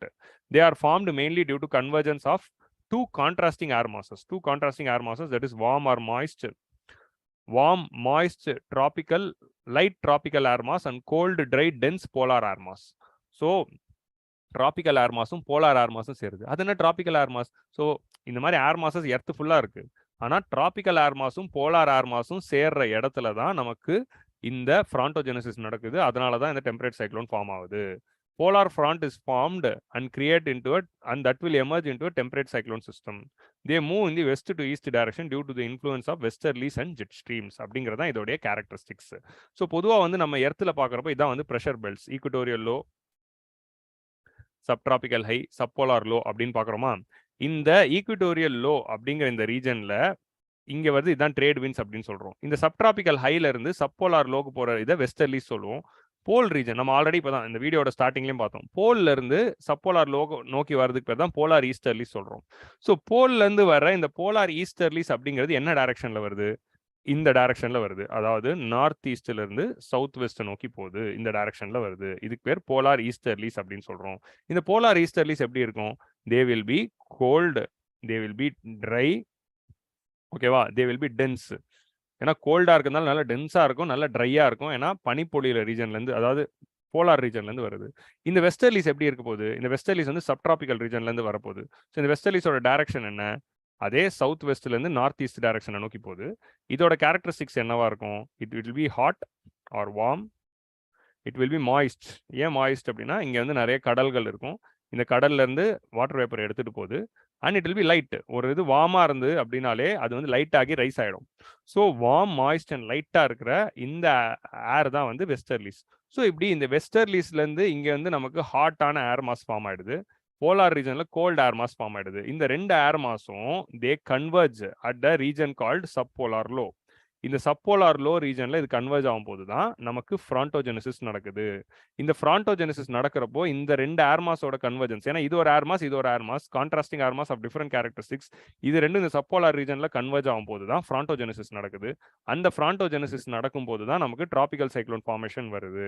Okay, so இப்போ நீங்க நோட் பண்ணலாம், இது 60 டிகிரி லேட்டிடியூட்ல தானே சப்போலார் லோ இருக்குன்னு. ஆனால் இதுவே வின்டர் சீசன்ல என்ன ஆகும்? நார்தன் ஹெமிஸ்பியர்ல வின்டர்னா என்ன ஆகும்? இந்த சப்போலார் லேட்டிடியூட்ல கொஞ்சம் இறங்கி இருக்குமா? ஏன்னா வின்டர் சீசன், நார்தன் ஹெமிஸ்பியரோட வின்டர் சீசன்னா ஐடிசிஇசட் கொஞ்சம் இறங்கி இருக்கும். அதனால என்ன ஆயிருக்கும்? சப்ட்ராபிக்கல் ஹை கொஞ்சம் இறங்கி இருக்கும். அதனால சப்போலார் லோவும் கொஞ்சம் இறங்கி இருக்கும். So it will shift downwards. அப்படி ஷிஃப்ட் டவுன்வர்ட் இருக்கும்போது ஆட்டோமேட்டிக்லி இந்த சப்போலார் லோவே வந்து 40 degree C to 50 degree C லேட்டிடியூட்ஸ்ல தான் இருக்கும். ஸோ இந்த ரீஜன்ல இந்த கன்வர்ஜன்ஸ் நடக்கும்போது that is leading to the formation of temperate cyclones. Okay, so எப்படி டெம்பரேட் சைக்ளோன் ஃபார்ம் ஆகுது? They are formed mainly due to the convergence of two contrasting air masses. Warm, moist, tropical air mass. So westerlies கொண்டு வர இந்த tropical air massum, polar easterlies கொண்டு வர இந்த polar air massum ஒன்று சேர்ந்து polar front form ஆகுது. இந்த போலார் ஃப்ராண்ட் தான் அப்படியே டெவலப் ஆகி டெம்பரேட் சைக்ளோன் சிஸ்டமா மாறுது. And they move from west to east direction. So இங்க நம்ம என்ன பார்க்குறோம்? இது வந்து கரெக்டாக இந்த ரீஜனில் தானே ஃபார்ம் ஆகுது. இந்த ரீஜனில் ஃபார்ம் ஆகிறதுனால இது வெஸ்டர்லீஸோட இம்பாக்ட் இருக்கு. நம்ம டிராபிக்கல் சைக்ளோன் என்ன பார்த்தோம்? அது இந்த ரீஜனில் ஃபார்ம் ஆகுது. ஸோ ஈஸ்டர்லீஸோட இம்பாக்ட் இருக்கிறதுனால அது ஈஸ்ட் டு வெஸ்ட் போகுது அப்படின்னு பார்த்தோம். இங்கே அது வெஸ்டர்லீஸோட இம்பாக்ட் இருக்கிறதுனால அது வெஸ்ட் டு ஈஸ்ட் போகுது. அட் தி சேம் டைம் இந்த இடத்துல என்ன இருக்கு? நம்ம கிட்ட ஜெட் ஸ்ட்ரீம்ஸ் இருக்கு. போன வீடியோவில் தான் நம்ம ஜெட் ஸ்ட்ரீம்ஸ்னா என்னன்னு பார்த்தோம். ஓகே, அதாவது சப்போலார் ஜெட் ஸ்ட்ரீம்ஸ் அப்படின்னு பார்த்தோம். சப்போலார் ஜெட் ஸ்ட்ரீம்ஸ் அப்படிங்கிறது வெஸ்ட்லேருந்து ஈஸ்ட் டைரக்ஷன். ஸோ இந்த ஜெட் ஸ்ட்ரீம்ஸ்னாலையும் இந்த வெஸ்டர்லீஸ்னாலையும் அது நெட்டாக வந்து வெஸ்ட்லேருந்து ஈஸ்ட் டைரக்ஷன்ல போகுது. ஸோ பிளானட்டரி விண்ட்ஸும் ஜெட் ஸ்ட்ரீம் தான் ஒரு சைக்ளோனுடைய மூவ்மெண்ட்டுக்கு காரணம் அப்படின்னு சொல்லப்படுது. இன்னும் வந்து நம்ம எக்ஸாக்டாக கண்டுபிடிக்கல. உங்களுக்கு இன்னொரு முக்கியமான விஷயத்த சொல்லிடுறேன். இது எல்லாமே தியரி தான். இன்னும் வந்து இதுதான் பெர்ஃபெக்ட் மெக்கானிசம் அப்படிங்கிறத நம்ம எஸ்டாப்ளிஷ் பண்ணல. அதனால தான் இன்னைக்கு வரைக்கும் அதை எப்படி டிடெக்ட் பண்ணுறதுங்கிற கஷ்டப்பட்டுக்கிட்டு இருக்கோம். So still all these things are in the research stage தான். ஓகே, ஸோ இது ரெண்டு தான் ரீசன்ஸ் அப்படின்னு சொல்லப்படுது. ஸோ இங்கே தான். ஸோ இப்போ தான் வந்து நம்ம என்ன புரிஞ்சுக்கணும்? வார்ம் ஃப்ராண்ட்னா என்ன, கோல்டு ஃப்ராண்ட்னா இப்படி என்ன ஆகுது? இங்க இருக்கிற ஒரு ஏர் மாசும் இங்க இருக்கிற ஒரு ஏர் மாசும் கன்வர்ஜ் ஆகும்போது நமக்கு ஒரு கோல்டு ஃப்ராண்ட்டும் ஒரு வார்ம் ஃப்ராண்ட்டும் ஃபார்ம் ஆகுது. அது எப்படி கோல்டு ஃப்ராண்ட் வார்ம் ஃப்ராண்ட்டும் ஃபார்ம் ஆகும்? எப்படி ரெண்டு ஃப்ராண்ட் ஃபார்ம் ஆகும் அப்படின்னு புரிஞ்சுக்கலாம். ஸோ ஃபர்ஸ்ட் வார்ம் ஃப்ராண்ட்னா என்ன, கோல்டு ஃப்ராண்ட்னா என்னங்கிறத ஃபர்ஸ்ட் புரிஞ்சுக்கலாம். ஸோ கோல்டு ஃப்ராண்ட்னா என்ன, வார்ம் ஃப்ராண்ட்னா என்னன்னா, அப்படி இந்த டயக்ராம் பாருங்க. இந்த இடத்துல கோல்ட் ஏர் இருக்கு, இந்த இடத்துல வார்ம் ஏர் இருக்கு. ஸோ இங்க வந்து வார்ம் ஏர், இங்க கோல்ட் ஏர். ஸோ ஒரு கோல்ட் ஏரும் வார்ம் ஏரும் ரெண்டுமே வந்து கன்வர்ஜன்ஸ்ல நடக்கிறப்போ என்ன ஆகுது? வாட் இஸ் கோல்டு ஃப்ராண்ட் அப்படின்னு பார்க்கலாம். ஸோ கோல்டு ஃப்ராண்டா வார்ம் ஃப்ராண்டா அப்படிங்கிறத நம்ம எதை வச்சு போடுறோம்னா, எது ஆக்டிவா இருக்கு, எது ஸ்டேஷனரியா இருக்கு. இந்த ஏரியாவில் நம்ம வார்ம் ஏர் வந்து ஸ்டேஷனரியாகவும் கோல்ட் ஏர் வந்து ஆக்டிவாகவும் நினைச்சுக்கலாம். ஸோ கோல்ட் ஏர் ஆக்டிவா இருக்கு, வார்ம் ஏர் ஸ்டேஷனரியா இருக்குன்னா வார்ம் ஏர் இங்கே தான் இருக்கு. இந்த கோல்ட் ஏர் தான் வந்து இந்த வார்ம் ஏரோட ஏரியாவை நோக்கி வருது. ஸோ இந்த கோல்ட் ஏர் வார்ம் ஏரோட ஏரியா நோக்கி வரும்போது ரெண்டும் கன்வர்ஜ் ஆகும்போது வார்ம் ஏர் லைட்டா இருக்கிறதுனால அது மேலே போயிடும், கோல்ட் ஏர் டென்ஸா இருக்கிறதுனால அது கீழேயே இருக்கும். ஸோ இப்படி இந்த ஏர் வந்து இந்த வார்ம் ஏர் ரீஜனுக்குள்ள நுழையும் போது ஆட்டோமேட்டிக்கலி என்ன ஆயிடுது, இந்த வார்ம் ஏர் வந்து இங்க இருக்கிற வார்ம் ஏர் மேலே ரைஸ் ஆகுது. ஏன்னா இவங்க very dense, cold air is very dense, so it stays below, warm air is லைட்டுங்கிறதுனால மேலே போயிடுது. ஸோ இது இப்படி வரும்போது இந்த வார்ம் ஏர் வந்து இந்த கோல்டு ஏர் மேலே இப்படி ரைஸ் ஆகுதுல்ல, இது ரைஸ் பண்றதுக்கு காரணம் என்ன, இந்த கோல்ட் ஏர் கீழ இருந்து வந்து அதை மேலே தள்ளி விடுது. ஸோ அப்படி ரைஸ் ஆகும்போது என்ன ஆகும், உங்களுக்கு குமுலோனிம்பஸ் கிளவுட் ஃபார்ம் ஆகும். குமுலோனிம்பஸ் கிளவுட் ஃபார்ம் பண்ணும்போது மழை பெய்யும். ஸோ சின்ஸ் வந்து கோல்ட் ஏர் தான் இங்கே ஆக்டிவா இருக்கு, வார்ம் ஏர் ஸ்டேஷனரியா இருக்கு. கோல்ட் ஏர் ஆக்டிவா இருக்கு. கோல்ட் ஏர் ஆக்டிவா இருக்கும்போது அது வந்து மூவ் ஆனாலும் அது லேண்டோட அட்டாச் ஆயிருக்கிறதுனால கொஞ்சம் ஃப்ரிக்ஷன் இருக்கும், அதனால கொஞ்சம் ஸ்லோவா தான் மூவ் ஆகும். அப்படி ஸ்லோவா மூவ் ஆகிறதுனால தான் என்ன ஆகுது, இதோட கிரேடியன்ட் வந்து இப்படி ஸ்டீப்பா இருக்கு. ஸோ சடனா வந்து வார்ம் ஏர் வந்து இந்த ஸ்டீப் கிரேடியன்ட்ல இப்படி ஏறும்போது லார்ஜ் கிளவுட் ஃபார்ம் ஆகி குமுலோனிம்பஸ் கிளவுடே ஃபார்ம் ஆகி ஹெவி ரெயின்ஸே பெய்யும். இதான் வந்து cold front. So cold front தான் வந்து dangerous and they will create more rain because the gradient of the front is very steep. இதான ஃப்ராண்ட், கோல்ட் ஏரும் வார்ம் ஏரும் மீட் ஆகிற இடம் தான் ஃப்ராண்ட். இந்த ஃப்ராண்ட் வந்து கொஞ்சம் ஸ்டீப்பா இருக்கிறதுனால டக்குன்னு இந்த வார்ம் ஏர் வந்து மேலே ரைஸ் ஆகிடும். இப்படி மேலே ரைஸ் ஆகும்போது adiabatic temperature change, relative humidity will rise and dew point excess ஆகும்போது கிளவுட் ஃபார்மேஷன் அண்ட் ரெயின் அப்படிங்கிறது போன வீடியோவில் தான் பார்த்தோம். ஸோ அதனால என்ன ஆகுது, இங்கே வந்து மழை பெய்யுது. இது வந்து கோல்டு ஃப்ராண்ட். அப்போ வார்ம் ஃப்ராண்ட்னா என்ன, வார்ம் ஃப்ராண்ட்ல என்ன ஆகுது, warm air is active and cold air is stationary. So cold air stationary அதே இடத்துல தான் இருக்கு, வார்ம் ஏர் தான் வந்து இப்படி டிராவல் ஆகி வருது. வார்ம் ஏர் இப்படி டிராவல் ஆகி வரும்போது அது கோல்ட் ஏர் மோதுற பிறகு கோல்ட் ஏர் மேலே அப்படியே ஸ்லோவாக ரைஸ் ஆகும். கோல்ட் ஏர் வந்து அப்படியே டென்ஸாக இருக்கிறதுனால கன்னு மாதிரி அப்படியே நிற்குது, வார்ம் ஏர் அதுக்கு மேலே ஸ்லோவாக ரைஸ் ஆகுது. அப்படி ஸ்லோவாக ரைஸ் ஆகும்போது ஆட்டோமேட்டிக்லி இதோட கிரேடியன்ட் வந்து எலாங்கேட் ஆயிடுது. ஸோ இங்கே வந்து ஸ்லோ ரைஸ் இருக்கிறதுனால கொஞ்சம் கம்மியான கிளவுட் ஃபார்மேஷன் அண்ட் கம்மியான ரெயின் தான் இருக்கும். ஸோ வார்ம் ஃப்ராண்ட் அப்படிங்கிறது என்னதுன்னா, எந்த அந்த அந்த ஃப்ராண்ட்டை நம்ம வார்மா கோல்டா அப்படிங்கிறது எதை வச்சு சொல்றோம் அப்படின்னா, எது ஆக்டிவா இருக்கு, எது ஸ்டேஷனரியில் இருக்கு. கோல்ட் ஏர் ஆக்டிவா இருந்து வார்ம் ஏர் ஸ்டேஷனரியா இருந்ததுன்னா எந்த ஏர் ஆக்டிவா இருக்கோ அந்த ஃப்ராண்ட் தான். ஸோ இது வந்து கோல்டு ஃப்ராண்ட். இங்க வார்ம் ஏர் ஆக்டிவா இருக்கு, கோல்ட் ஏர் ஸ்டேஷனரியா இருக்கிறதுனால இதுக்கு பேர் வந்து வார்ம் ஃப்ராண்ட் அப்படின்னு சொல்றோம். வார்ம் ஃப்ராண்ட்ல வந்து கிரேடியன்ட் வந்து ஸ்டீப் ஸ்லோ லெஸ் ஸ்டீப்பா இருக்கும். ஸோ அதனால வந்து less amount of cloud formation and low rain. So இங்கே லோ ரெயின் இருக்கும், ரெண்டுத்துலையும் ரெயின் இருக்கும், பட் இங்கே லோ ரெயின், இங்கே கொஞ்சம் ஹை ரெயின் இருக்கும். ஏன்னா இங்கே தான் குமுலோனிம்பஸ் கிளவுட் இருக்கு because of the steepness. So cold front warm ஃப்ராண்டோட கான்செப்டே இதுதான். ஓகே, எந்த ஏர் ஆக்டிவா இருக்கு, இப்போ வார்ம் ஏர் ஆக்டிவா இருந்தால் அது கோல்ட் ஏர் மேலே ஏறும். இப்போ நீங்க படத்துல எல்லாம் பாக்குறப்போ ஹீரோ ஹீரோயின் வந்து இப்படி ஓடி வருவாங்க. ஓடி வந்த உடனே என்ன நடக்குது, ஹீரோ இப்போ நீங்க இந்த இந்த படம் வந்து தெரியுமா, மாதவன் அண்ட் இறுதி சுற்று கிளைமேக்ஸ்ல என்ன ஆகும், அந்த மாதவன் கோச் பண்ற அந்த கோச் அந்த அந்த பொண்ணு வந்து பாக்ஸிங் மேட்ச் ஜெயிச்ச பிறகு ஓடி வந்து மாதவன் மேலே உட்காந்துப்பாங்க. இங்க அந்த பொண்ணு தான் ஏறி மாதவன் மேலே ஏறி உட்காடுறாங்க. அப்படின்னு இருக்கும்போது என்ன ஆகுது, that is warm air is rising above the cold air. Cold air is very stationary, Madhavan ஸ்டேஷனரியா தான் இருக்காரு. இந்த கேர்ள் தான் she is going on him இந்த ஹாப்பினஸ் செலிப்ரேட் பண்றதுக்கு. ஸோ ரெயினாலாம் பார்த்தீங்கன்னா விக்கெட் எடுத்த உடனே போய் ஏறி உட்காந்துப்பாரு. ஸோ அப்படியே ஒரு வார்ம் ஏர் போயிட்டு இன்னொரு ஏர் மேலே ஏறி உட்காந்துக்கிறதுக்கு பேர் தான். So here warm air is active, so that is warm front. So ஒரு சில படங்கள்ல ஹீரோவே வந்து கீழே இருந்து இப்படி ரைஸ் பண்ணுவாங்க. அப்படி ரைஸ் பண்ணும்போது this cold air is coming and rising it. So அப்படி ரைஸ் பண்றதுக்கு பேரு நம்ம it is called as cold front. So who is carrying it? If cold air is coming and carrying it, it is called as cold front அப்படிங்கிறது நம்ம புரிஞ்சுக்கலாம். So இப்போ ரெண்டு front ஆயிடுதா. So இந்த இதே கான்செப்ட் இங்கே என்ன நடக்குது அப்படின்னா, இங்க இருக்கிற இங்க வார்ம் ஏரும் இங்க இருக்கிற கோல்ட் ஏரும் ரெண்டு மோதிக்குதா. இதனால இந்த இடத்துல ஒரு கோல்டு ஃப்ராண்ட், இந்த இடத்துல ஒரு வார்ம் ஃப்ராண்ட்டும் ஃபார்ம் ஆயிடும். இங்க ஒரு வார்ம் ஃப்ராண்ட், இங்க ஒரு கோல்டு ஃப்ராண்ட் ஃபார்ம் ஆகுது. இந்த warm front cold front form ஆகி இது அப்படியே வந்து ஒரு சைக்ளோனா மாறுது. இங்கே தான் அந்த வார்ம் ஃபார்ம் ஆகும்போது இந்த இடத்துல ஒரு லோ ப்ரெஷர் உருவாகும். அந்த லோ ப்ரெஷர் தான் சைக்ளோனா மாறும். இதுக்கு பேர் தான் ஃப்ராண்டோஜெனசிஸ் அப்படின்னு சொல்றோம். ஸோ அது எப்படி ரெண்டு ஃப்ராண்ட் உருவாகுது அப்படிங்கிறது பார்த்துக்கலாம். So this is what happens. So cold air rice ஆகும்போது நிம்போஸ்ட்ராட்டஸ் கிளவுட்ஸும் சிரோஸ்ட்ராட்டஸ் கிளவுட்ஸ், ஸோ கம்மியான ரெயின் தான். அதுவே சாரி வார்ம் ஃப்ராண்ட்ல, கோல்டு ஃப்ராண்ட்ல அப்படியே பார்த்தீங்கன்னா இது ப்ரெஷர் கிரேடியன்ட் ஸ்டீப்பாக இருக்கிறதுனால உங்களுக்கு குமுலோ நிம்பஸ் கிளவுடே ஃபார்ம் ஆகும் அப்படிங்கிறது தான் இது இருக்கு. So this is the diagram. So with influence of the easterly, so மேலே பார்த்தீங்கன்னா இந்த ரீஜனுக்கு மேலே தான் உங்களுக்கு இது இருக்கும், ஜெட் ஸ்ட்ரீம்ஸ் இருக்கு. இந்த ஜெட் ஸ்ட்ரீம் தான் இதை வந்து வெஸ்ட் டு ஈஸ்ட் கொண்டு போகுது அப்படிங்கிறத தான் நம்ம இங்கே எக்ஸ்பிளைன் பண்ணுறோம். இப்போ நம்ம என்ன பண்ணலாம், ஃப்ராண்டோஜெனசிஸ் அப்படிங்கிற இந்த ப்ராசஸ் என்ன அப்படிங்கிறது புரிஞ்சுக்கலாம். இந்த ப்ராசஸ் புரிஞ்சுக்கிறது ரொம்ப முக்கியம். ஸோ அதனால் வந்து understand it carefully. So first stage, இப்போ நம்ம ஒரு ஸ்டேஜாக போகலாம். நீங்கள் எல்லா ஸ்டேஜும் ஒன்றா பார்த்துடாதீங்க, ஒரு ஸ்டேஜாகவும் பாருங்கள். ஸோ இதான் வந்து மொத்தம் 6 ஸ்டேஜ் இருக்குது. ஸோ நம்ம எப்படி ட்ராபிக்கல் சைக்ளோன் பார்க்குறப்ப 5 ஸ்டேஜ் பார்த்தோமோ இங்கே 6 ஸ்டேஜ் இருக்குது. ஃபர்ஸ்ட் ஸ்டேஜ் இதுதான், ஃபர்ஸ்ட் ஸ்டேஜ் இதுதான் ஸ்டேஷனரி ஃப்ராண்ட் ஸ்டேஜ். ஸோ இங்கே என்ன நடக்குது, இதுதான் வந்து அந்த போலார் ஃப்ராண்ட். இந்த போலார் ஃப்ராண்ட் ரீஜனில் இங்கே போலார் கோல்டு போலார் ஏர் வருது, இங்கே வார்ம் டிராபிக்கல் ஏர் வருது. ஸோ இது வந்து வெஸ்டர்லீஸு, இது வந்து போலார் ஈஸ்டர்லீஸ். இந்த போலார் ஈஸ்டர்லீஸும் வெஸ்டர்லீஸும் இப்படி போயிட்டு இருக்கு. ஸோ இதான் வந்து நார்மல் கண்டிஷன், இதான் வந்து stationary front. So stationary front அப்படிங்கிறது என்னதுன்னா, இங்கே வந்து ஒரு ஏர் இந்த டைரக்ஷன், ஒரு ஏர் இந்த டைரக்ஷன் போது நடுவில் இருக்கிற ஃப்ராண்ட் வந்து ஸ்டேஷனரியா இருக்கும், இங்கே எந்த பிரச்சனையும் இல்லை. பட் நம்ம கோரியாலிஸ் எஃபெக்ட் இருக்கிறதுனால என்ன ஆகுது, சி இப்போ இந்த இடத்துல போலார் ரீஜன் இருக்கு, இந்த இடத்துல வந்து சப்ட்ராபிக்கல் ஹை இருக்கு, இங்கே போலார் லோ போலார் ஹை இருக்கு. போலார் ஹைலேருந்து வர காற்று இங்கே வந்து உங்களுக்கு சப்போலார் லோ இருக்கு. So polar high, subpolar low, subtropical high. Subtropical ஹைலேருந்து சப்போலார் லோ நோக்கி காற்று போகுது, போலார் ஹைலேருந்து சப்போலார் லோ நோக்கி காற்று வருது. ஸோ நார்மல் கண்டிஷனில் அந்த காற்று ஸ்ட்ரைட்டாக தான் இருக்கும். But because of Coriolis effect polar ஹைலேருந்து வர காற்று டுவர்ட்ஸ் ரைட் டிஃப்ளெக்ட் ஆகுது, அதனால தான் இந்த டைரக்ஷனில் போகுது. சப்ட்ராபிக்கல் ஹைலேருந்து வர்றது நார்மல் கண்டிஷனில் நேராக போயிருக்கணும் டுவர்ட்ஸ் லோ. இப்போ இங்கே என்ன ஆகுது, கோரியாலிஸ் எஃபெக்ட்னால டுவர்ட்ஸ் ரைட் போகுது.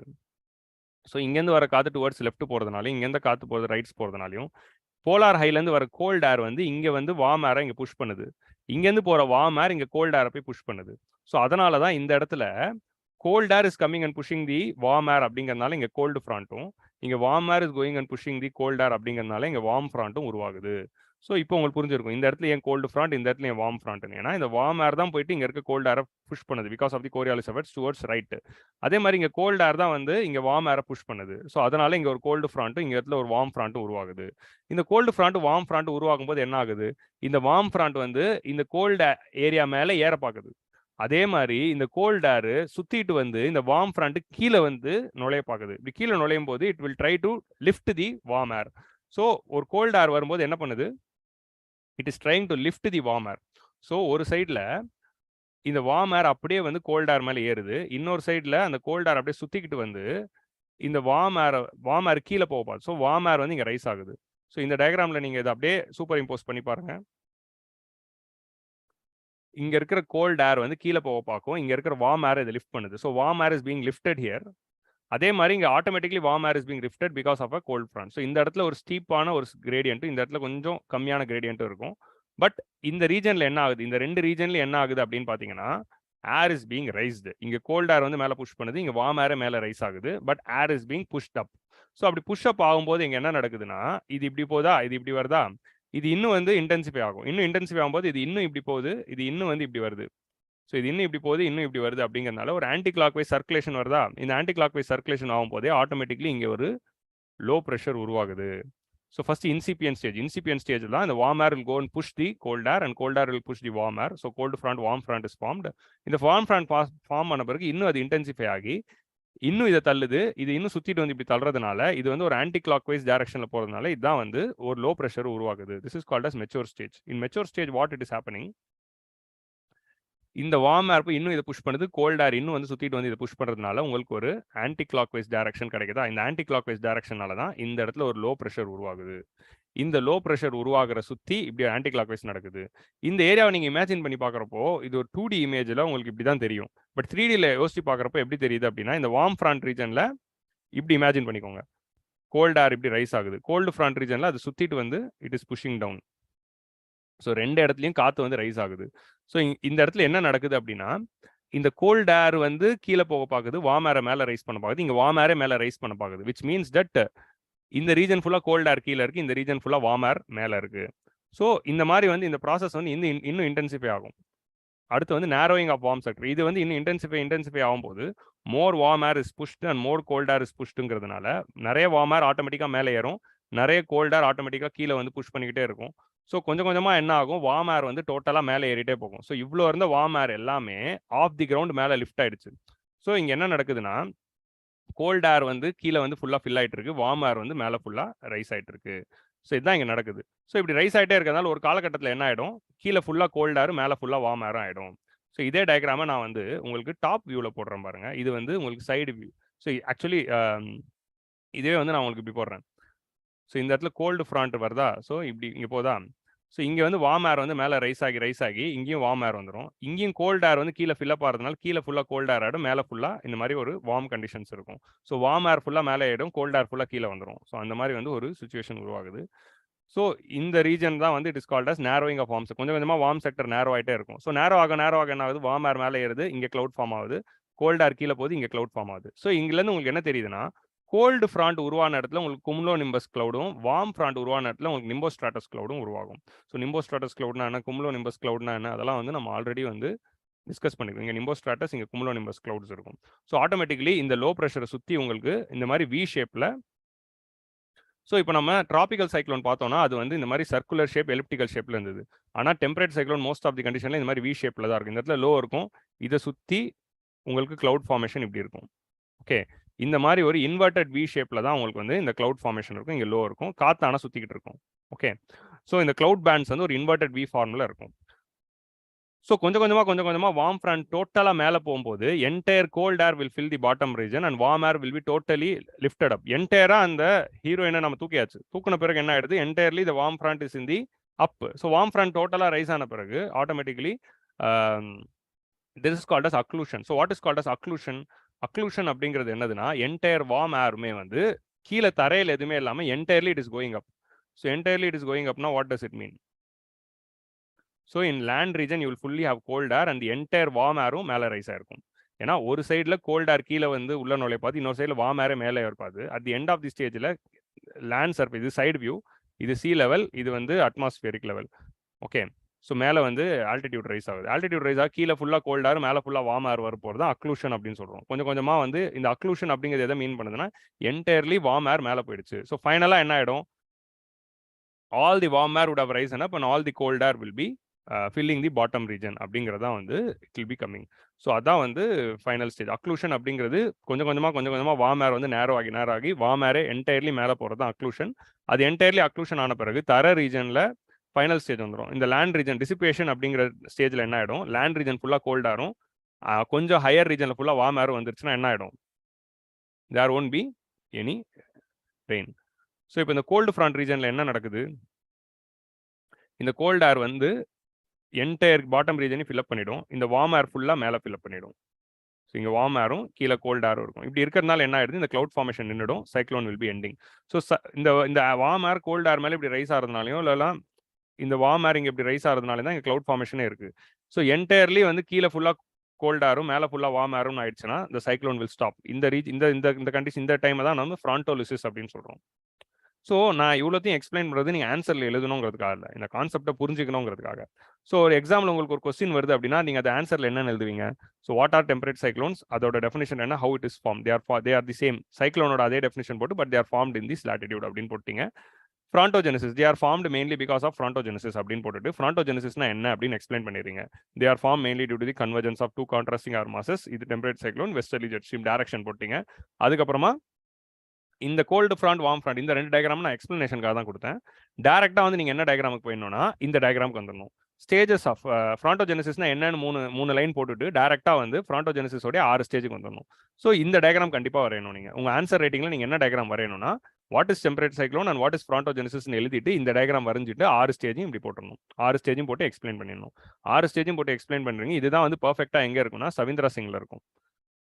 சவீந்திரா சிங்ல இருக்கும், PMFIS வெப்சைட்லையும் இருக்கும். ஓகே, பர்ஃபெக்டாக வந்து இந்த 6 ஸ்டேஜும் எக்ஸ்பிளைன் பண்ணியிருப்பாங்க. ஸோ எல்லாம் ஒரு லைன் எழுதுனா போதும். இந்த 6 ஸ்டேஜும் சப் டாப்பிக்காக போட்டு ஒரு லைன் எழுதிடுங்க. இந்த டயக்ராம் கண்டிப்பாக தேவை உங்களுக்கு. டெம்பரேட் சைக்ளோன் வரும்போது கண்டிப்பாக நீங்கள் வரைய வேண்டிய டயக்ராம் இது. 10 மார்க்கில் வந்துச்சுன்னா இந்த டயக்ராம் வரையணும். அதுவே வந்து 15 மார்க்கில் வருதுன்னா கூடவே நீங்கள் இந்த டயக்ராமும் வரையணும். ஓகே, பட் இந்த டயக்ராம் வந்து நான் பொதுவாக வந்து ஆப்ஷனல் லெவலில் தான், இதை வந்து நீங்கள் வந்து GS லெவலில் வரையணும்னு அவசியம் இல்லை. பட் சம்டைம்ஸ் 15 மார்க்கில் உங்களுக்கு தேவைப்படுது அப்படின்னா நீங்கள் வரையலாம். ஸோ இந்த வி ஷேப் இங்கே ஃபார்ம் ஆகுதுல்ல, ஸோ நம்ம ஃபார்ம் ஆகிற இந்த மெச்சூர் ஸ்டேஜில் ஃபார்ம் ஆகிற இந்த வி ஷேப் தான் வந்து டெம்பரேட் சைக்ளோன். இதான் வந்து டெம்பரேட் சைக்ளோன் ஃபேஸ். இந்த டெம்பரேட் சைக்ளோன் வந்து ஆகிற ஃபேஸ் இதுதான். இந்த டைமில் தான் அது வந்து சுற்றிக்கிட்டே இப்படி போகும். இந்த இடத்துல ஒரு கிளவுட் பேண்டு, இந்த இடத்துல ஒரு கிளவுட் பேண்டு வந்துடும். ஸோ அதனால் மழை பெய்யும். ஸோ கொஞ்சம் கொஞ்சமாக வார்ம் ஏர் வந்து டோட்டலாக மேலே ஏற இந்த வார்ம் ஏரோட ரீஜன் வந்து கிரவுண்ட் ஏரியாவில் குறைஞ்சிக்கிட்டே வருது. ஸோ அக்ளூஷன் ஆரம்பிக்குது அண்ட் ஃபைனலாக டிசிபேஷன் நடக்குது. டிசிபேஷனாக வந்து நம்ம ஃப்ரான்டோலிசிஸ்ன்னு சொல்கிறோம். ஃப்ரான்டோஜெனிசிஸ்னா ஃப்ராண்ட் ஃபார்மேஷன், ஃப்ரான்டோலிசிஸ்னா ஃப்ராண்டே காணாமல் போகிறது. ஓகே, ஸோ இது வரைஞ்சிரும். இப்போ இந்த தேர்ட் ஸ்டேஜான மெச்சூர் ஸ்டேஜோடைய டயக்ராம் தான் இந்த டயக்ராம். மெச்சூர் ஸ்டேஜில் ஒரு சைக்ளோன் எப்படி இருக்கு அப்படிங்கிற இந்த டயக்ராம் தான் இது. இதுதான் நான் சவீந்திரா சிங்லேருந்து எடுத்திருக்கேன். இது ஆப்ஷனல் லெவல் டயக்ராம். நீங்கள் GSல வரையணும் அப்படிங்கிற அவசியம் இல்லை, பட் அண்டர்ஸ்டாண்டிங் பண்ணிக்கிறதுக்கு ரொம்ப முக்கியம். ஸோ இங்கே பார்த்தீங்கன்னா இங்கே தான் ஒரு கோல்டு ஃப்ராண்ட் இருக்கு. ஸோ கோல்டு ஃப்ராண்ட்டை நம்ம எப்படி எக்ஸ்பிளைன் பண்ணுவோம் அப்படின்னா இந்த மாதிரி ஷார்ப்பாக போட்டுருவோம். வார்ம் ஃப்ராண்ட்டை நம்ம என்ன பண்ணுவோம், இப்படி பல்ஜிங்காக போடுவோம். ஸோ இந்த மாதிரி ஷார்ப்பான ஆரோ மார்க் போட்டால் அது கோல்டு ஃப்ராண்ட், இந்த மாதிரி பல்ஜிங் ஆரோ மார்க் போட்டால் அது வார்ம் ஃப்ராண்ட். ஓகே, இப்படி தான் வந்து டிஃபரன்ஷியேட் பண்ணணும் கோல்டு ஃப்ராண்ட்டையும் வார்ம் ஃப்ராண்ட்டையும். ஸோ நீங்கள் இங்கே போடும்போது இங்கே ஒரு கோல்டு ஃப்ராண்ட்டும் இங்கே ஒரு வார்ம் ஃப்ராண்ட்டும் உருவாகுதா. ஸோ இந்த ரீஜனில் ஃபுல்லாக வார்ம் ஏர் இருக்குது, இதுதான் வந்து நம்ம வார்ம் செக்டர் அப்படின்னு சொல்கிறோம். இந்த ரீஜன் ஃபுல்லாக கோல்ட் ஏர் இருக்குது, இதுதான் வந்து நம்ம கோல்டு செக்டர் அப்படின்னு சொல்கிறோம். Okay, so gold warm air cold ஏர். ஸோ இதுதான் வார்ம் செக்டர், இதுதான் வந்து நம்ம வார்ம் ஃப்ராண்ட் அப்படின்னு சொல்கிறோம், இதை நம்ம கோல்டு ஃப்ராண்ட் அப்படின்னு சொல்கிறோம். ஸோ ஒரு சைக்ளோன் அப்படிங்கிறது என்ன டைரக்ஷனில் வரும்? சைக்ளோன் அப்படிங்கிறது உங்களுக்கு சவுத் வெஸ்ட்லேருந்து கிட்டத்தட்ட நார்த் ஈஸ்ட் டைரக்ஷன், இந்த டைரக்ஷனை நோக்கி தான் இந்த டெம்பரேட் சைக்ளோன் மூவ் ஆக போகுது. இந்த டைரக்ஷனில் டெம்பரேட் சைக்ளோன் மூவ் ஆக போகுதுன்னா imagine you are standing here, நீங்கள் வந்து இங்கே இருக்கீங்க, நீங்கள் இதான் வந்து உங்களோட ஊர், இந்த ஊரில் தான் நீங்கள் Newfoundland of United States or நீங்கள் வந்து நியூயார்க்கில் இருக்கீங்கன்னு வச்சுக்கலாம், இங்கே நிற்கிறீங்க. ஸோ சைக்ளோன் வந்து உங்களை நோக்கி இந்த டைரக்ஷனில் தான் வரப்போகுது, கரெக்டாக? ஸோ இந்த டைரக்ஷன் உங்களை நோக்கி வரும்போது உங்ககிட்ட ஃபர்ஸ்ட் வந்து சேர்ற இடம் என்ன? ஃபர்ஸ்ட் வந்து சேர்ற இடம் என்ன அப்படின்னு பார்த்தீங்கன்னா இந்த ரீஜன் தான், வார்ம் ஃப்ராண்ட் ரீஜன் தான் முதல்ல வந்து உங்களை ஹிட் பண்ணும். ஃபர்ஸ்ட் வார்ம் ஃப்ராண்ட் ஹிட் பண்ணோம், அப்புறம் வார்ம் செக்டர் வரும், அப்புறம் கோல்டு ஃப்ராண்ட் ஹிட் பண்ணோம், அப்புறம் கோல்டு செக்டர் வரும். ஸோ சைக்ளோன் உங்களை இப்படி கடந்து போகும்போது ஃபர்ஸ்ட் உங்களை வந்து ஹிட் பண்ணுறது வார்ம் ஃப்ராண்ட், அப்புறமா வார்ம் செக்டர், அதுக்கப்புறம் வார்ம் ஃப்ராண்ட் ரீஜன், அப்புறம் warm sector region, cold front region, அப்புறமா கோல்டு செக்டர் ரீஜன். இதுதான் வந்து உங்களை இப்படி கடந்து போகும் ஒன்னொன்னா. இது நாலுமே உங்களை கடந்து போகும்போது 4 different types of characteristics you will be experiencing. அதுதான் வந்து சைக்ளோனுடைய மூமெண்ட். இந்த தியரி ஃப்ராண்டோஜெனசிஸ் தியரியை கொடுத்தவர், இதுக்கு பேர் தான் போலார் ஃப்ராண்ட் தியரி அப்படின்னு சொல்றோம். இது கொடுத்தது யாருன்னா ஜெர்க்னிஸ் ஆர் ஜெர்க்னிஸ் அப்படின்னு சொல்லுவோம். So he's the thing V and J. So 2 பேர், V Bjerknes and J Bjerknes அப்படிங்கிற B Bjerknes and V Bjerknes அப்படின்னு 2 பேர் கொடுத்துருக்காங்க. ஸோ போலார் ஃப்ராண்ட் தியரி இதுதான். இதுல ஃபர்ஸ்ட் என்ன ஆகுது? ஃபர்ஸ்ட் என்ன அரைவல்ல it arrives from the westwards. Okay, it arrives from the westwards. சடனா சைக்ளோன் உங்களை நோக்கி வரும்போது என்ன ஆகுது? Wind velocity is falling. So first நீங்கள் இங்கே நிற்கிறீங்க, இங்கே நிற்கும்போது ஃபர்ஸ்ட் இந்த வார்ம் ஃப்ராண்ட் ரீஜன், இந்த சைக்ளோன் வரும்போது ஃபர்ஸ்ட் இந்த ரீஜன் வருதா, இந்த ரீஜன் வரும்போது suddenly velocity falls, pressure drops. ஏன்னா இந்த இடத்துல ஒரு லோ ப்ரெஷர் உருவாயிருக்குல்ல, ஏன்னா காத்தோட டைரக்ஷன் பாருங்க. நீங்கள் இந்த என்டையர் டயக்ராம் பார்த்தீங்கன்னா இந்த ஏரியாவில் இங்கே ஒரு லோ உருவாகுது, இந்த லோ இங்கே உருவாகிறதுனால காத்தோட டைரக்ஷன் இப்படி தான் இருக்குது. இங்கே காத்தோட டைரக்ஷன்லாம் இப்படி இருக்கா, இங்கே காத்தோட டைரக்ஷன் இப்படி இருக்கா, இங்கே காத்தோட டைரக்ஷன் இப்படி இருக்கா, இங்கே இப்படி இருக்கா, இங்கே வந்து இப்படி இருக்கு. ஸோ இந்த ரீஜனில் பார்த்தீங்கன்னா உங்களுக்கு suddenly there is a fall in temperature. ஏன்னா இந்த லோ ரீஜன் கொஞ்சம் கிட்ட தான் வருது, halo formation. So cyclone first temperate cyclone வரும்போது சன்னை சுற்றி இப்படி வந்து ஒரு வளையம் இருக்கும். ஓகே, நீங்கள் கீழே இருந்து சூரியனை பார்த்தீங்கன்னா கிளவுட்ல வந்து சூரியனை சுற்றி இப்படி ஒரு ரிங் ஃபார்ம் இருக்கும், அதான் ஹாலோன்னு சொல்லுவோம். அந்த ஹாலோ ஃபார்மேஷன் இருக்கும் because of the formation of cirrus cloud. இந்த ரீஜன்லாம் சிரஸ் கிளவுட் இருப்பாங்க. சிஏ அப்படிங்கிறது சிரஸ் கிளவுட், இது வந்து சிரோஸ்ட்ராட்டஸ், இது வந்து சிரோஸ்ட்ராட்டஸ் கிளவுட். இங்கே ஃபுல்லாக வந்து சிரோஸ்ட்ராட்டஸ் கிளவுட்ஸ் தான். ஸோ இந்த டயக்ராமை நீங்கள் எப்படி பார்க்கணும் அப்படின்னா, ஸோ இதுதான் வந்து கிளவுட் ரீஜன், இதுதான் வந்து precipitation ரீஜன். ஸோ இதுதான் precipitation ரீஜன், இதுதான் வந்து ஓவராலாக உங்களுக்கு கிளவுடட் ஏரியா, புள்ளி வச்ச என்டையர் ரீஜன் கிளவுடட் ஏரியா. இதுதான் இங்கே சிரஸ் கிளவுட். ஸோ சிரஸ் கிளவுட் ஃபர்ஸ்ட் வரதுனால உங்களுக்கு இந்த ஹாலோ ஃபார்மேஷன் இருக்கும். Suddenly temperature will increase. ஏன் டெம்பரேச்சர் இன்க்ரீஸ் ஆகுது? ஏன்னா இங்கே வார்ம் ஃப்ராண்ட் இருக்கு. ஏன்னா நீங்கள் இந்த நிற்கிற ஏரியாவில் வார்ம் ஏர் தான் கோல்ட் ஏர் மேலே ஏற பார்த்துட்டு இருக்கா. ஸோ அதனால வந்து இந்த இடத்துல வந்து உங்களுக்கு டெம்பரேச்சர் இன்க்ரீஸ் ஆகுது. இந்த wind is easterly to south easterly direction. இந்த ரீஜனில் உங்களுக்கு விண்ட் வந்து ஈஸ்டர்லியா இருக்கு. ஸோ ஈஸ்டர்லினா என்ன? ஈஸ்ட்லேருந்து வெஸ்ட் போயிட்டு இருக்கு, ஆர் சவுத் ஈஸ்டர்லி. ஸோ இது வந்து நார்த் ஈஸ்டர்லினா நார்த் ஈஸ்ட்லேருந்து இப்படி கீழே சவுத் வெஸ்ட்டுக்கு நோக்கி போகுது. ஓகே, இந்த டைரக்ஷனில் தான் இங்கே நீங்கள் நிற்கிறீங்கன்னா விண்டு டைரக்ஷன் இருக்கும். ஸோ ஃபர்ஸ்ட் விண்டு வந்து ஈஸ்டர்லியாகவும் நார்த் ஈஸ்டர்லியாகவும் இருக்கு. இதான் வந்து ஃபர்ஸ்ட் அரைவல் ஸ்டேஜ். அடுத்த ஸ்டேஜ் வந்து வார்ம் ஃப்ராண்ட். ஃபர்ஸ்ட் உங்களுக்கு எதை வந்து ஹிட் ஆகுதுன்னா வார்ம் ஃப்ராண்ட் வருது.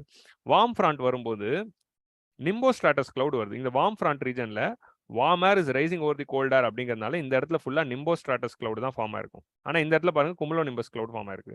ஸோ இதனால கிராஜுவல் precipitation வரும். ஃபர்ஸ்ட் எடுத்த உடனே டக்குன்னு வந்து டெம்பரேச்சர் ரைஸ் ஆகும், ஹாலோ ஃபார்மேஷன் வரும். டக்குன்னு வந்து அடுத்து வார்ம் ஃப்ராண்ட் வரும்போது உங்களுக்கு கிராஜுவல் precipitation இருக்கும். கிராஜுவல் precipitation வந்த பிறகு இந்த வார்ம் ஃப்ராண்ட் கடந்து போயிடும். வார்ம் ஃப்ராண்ட் கடந்து போன பிறகு ஒரு அமைதி வரும், வார்ம் செக்டர் வரும். இந்த வார்ம் செக்டர் அப்படிங்கிற இந்த ரீஜன்ல இங்கே தான் வந்து நமக்கு லோ இருக்கு, கரெக்டா? லோங்கிற ரீஜன் இங்கே இருக்கிறதுனால மழை அப்படிங்கிற பேண்ட் வந்து எங்கே இருக்குன்னு பாருங்க. இதுதான் வந்து precipitation பேண்ட். ஒரு சைக்ளோனில் வந்து டெம்பரேட் சைக்ளோனுடைய precipitation பேண்டுங்கிறது இவ்வளோதான். இப்போ நீங்கள் டிராபிக்கல் சைக்ளோன் அப்படிங்கிறது பார்க்குறீங்கன்னா அதோட precipitation பேண்ட் வந்து ஃபுல்லாக ரவுண்டாக இருக்கு. ஆனால் டெம்பரேட் சைக்ளோனோட precipitation பேண்ட் இந்த மாதிரி இன்வெர்டட் வியா தான் இருக்கு. ஸோ இந்த ரீஜனில் வார்ம் செக்டர் வரும்போது உங்களுக்கு என்ன ஆகும்? Wind is southerly. ஸோ சவுத்லேருந்து இந்த டைரக்ஷனில் தான் உங்களுக்கு கீழே இருந்து விண்டு வர மாதிரி இருக்கும். ஸோ ஈஸ்டர்லியாக இருக்க விண்டு அது கடந்து உங்களுக்கு இந்த சைக்ளோனில் அடுத்த இந்த ரீஜன் வரும்போது விண்டு வந்து சதர்லியாக மாறிடுது. And there is a sudden increase in temperature. ஏன்னா ஃபர்ஸ்ட் வந்து கொஞ்சோண்டு வார்ம் ஏர் தான் உங்களுக்கு வந்து ஹிட் ஆச்சு. இப்போ என்ன ஆயிடுது, என்டையர் வார்ம் செக்டர் வரதுனால there is a sudden increase in temperature, sudden fall in pressure and there is highly humidity and there is no rainfall. Warm sector வரும்போது there is no rainfall or very less rainfall. ஃபர்ஸ்ட் வந்து உங்களுக்கு very less rainfall ஆரம்பிக்குது, அப்புறம் no rainfall.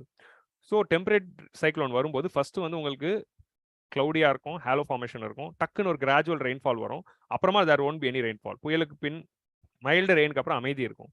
அந்த அமைதி இருக்குன்னா warm sector வந்திருக்குன்னு அர்த்தம். இது நமக்கு நம்ம சென்னையில் வர சைக்ளோன் இல்லை, இது வந்து அமெரிக்காவில் வர அந்த சைக்ளோன், டெம்பரேட் சைக்ளோன். நமக்கு இந்த சைக்ளோனே வராது. மிஞ்சி மிஞ்சி போனால் இதனால ஒரு இம்பாக்டான வெஸ்டர்ன் டிஸ்டர்பன்ஸ் தான் பஞ்சாப் ரீஜனில் வருமே தவிர நமக்குலாம் இதெல்லாம் எக்ஸ்பீரியன்ஸே பண்ணியிருக்க மாட்டோம். ஸோ வார்ம் செக்டர் வந்த பிறகு காமாக இருக்கும். ஸோ வார்ம் செக்டர் வரதுனால சைக்ளோன் முடிஞ்சிச்சுன்னு நினச்சிக்கூடாது. அப்புறம் தான் பயங்கரமான ஒரு இந்த கோல்டு ஃப்ராண்டே வரப்போகுது. கோல்டு ஃப்ராண்ட்ல தான் என்ன இருக்க போகுது, கோல்டு ஃப்ராண்ட்ல தான் there is a sudden fall in temperature. ஏன் sudden fall in temperature? ஏன்னா ஃபுல்லா கோல்ட் ஏர். இந்த கோல்ட் ஏர் வரும்போது விண்டு வந்து சவுத் வெஸ்டர்லில இருந்து வெஸ்டர்லி விண்டா மாறிடுது. ஏன்னா இந்த இங்கெல்லாம் வந்து விண்டோட டைரக்ஷன் வெஸ்டா தானே இருக்கு. வெஸ்டர்லியும் நார்த் வெஸ்டர்லி விண்டா மாறிடுது. Sudden precipitation due to altostratus. First altostratus வரும், அப்புறமா குமுலோனிம்பஸ் வரும், and heavy downpour and thunder fall வரும். ஏன்னா இந்த பேண்ட் வந்து வருது. ஃபர்ஸ்ட் இந்த பேண்ட், அப்புறம் இந்த பேண்ட், அப்புறம் இந்த பேண்ட், அப்புறம் இந்த பேண்ட்.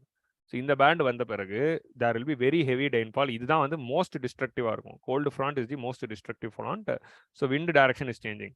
ஸோ ஃபைனலாக வந்து உங்களுக்கு கோல்டு செக்டர் வரும். கோல்டு செக்டர் வரும்போது திரும்ப வெதர் வந்து பயங்கர கோல்ட் ஆகிடும்.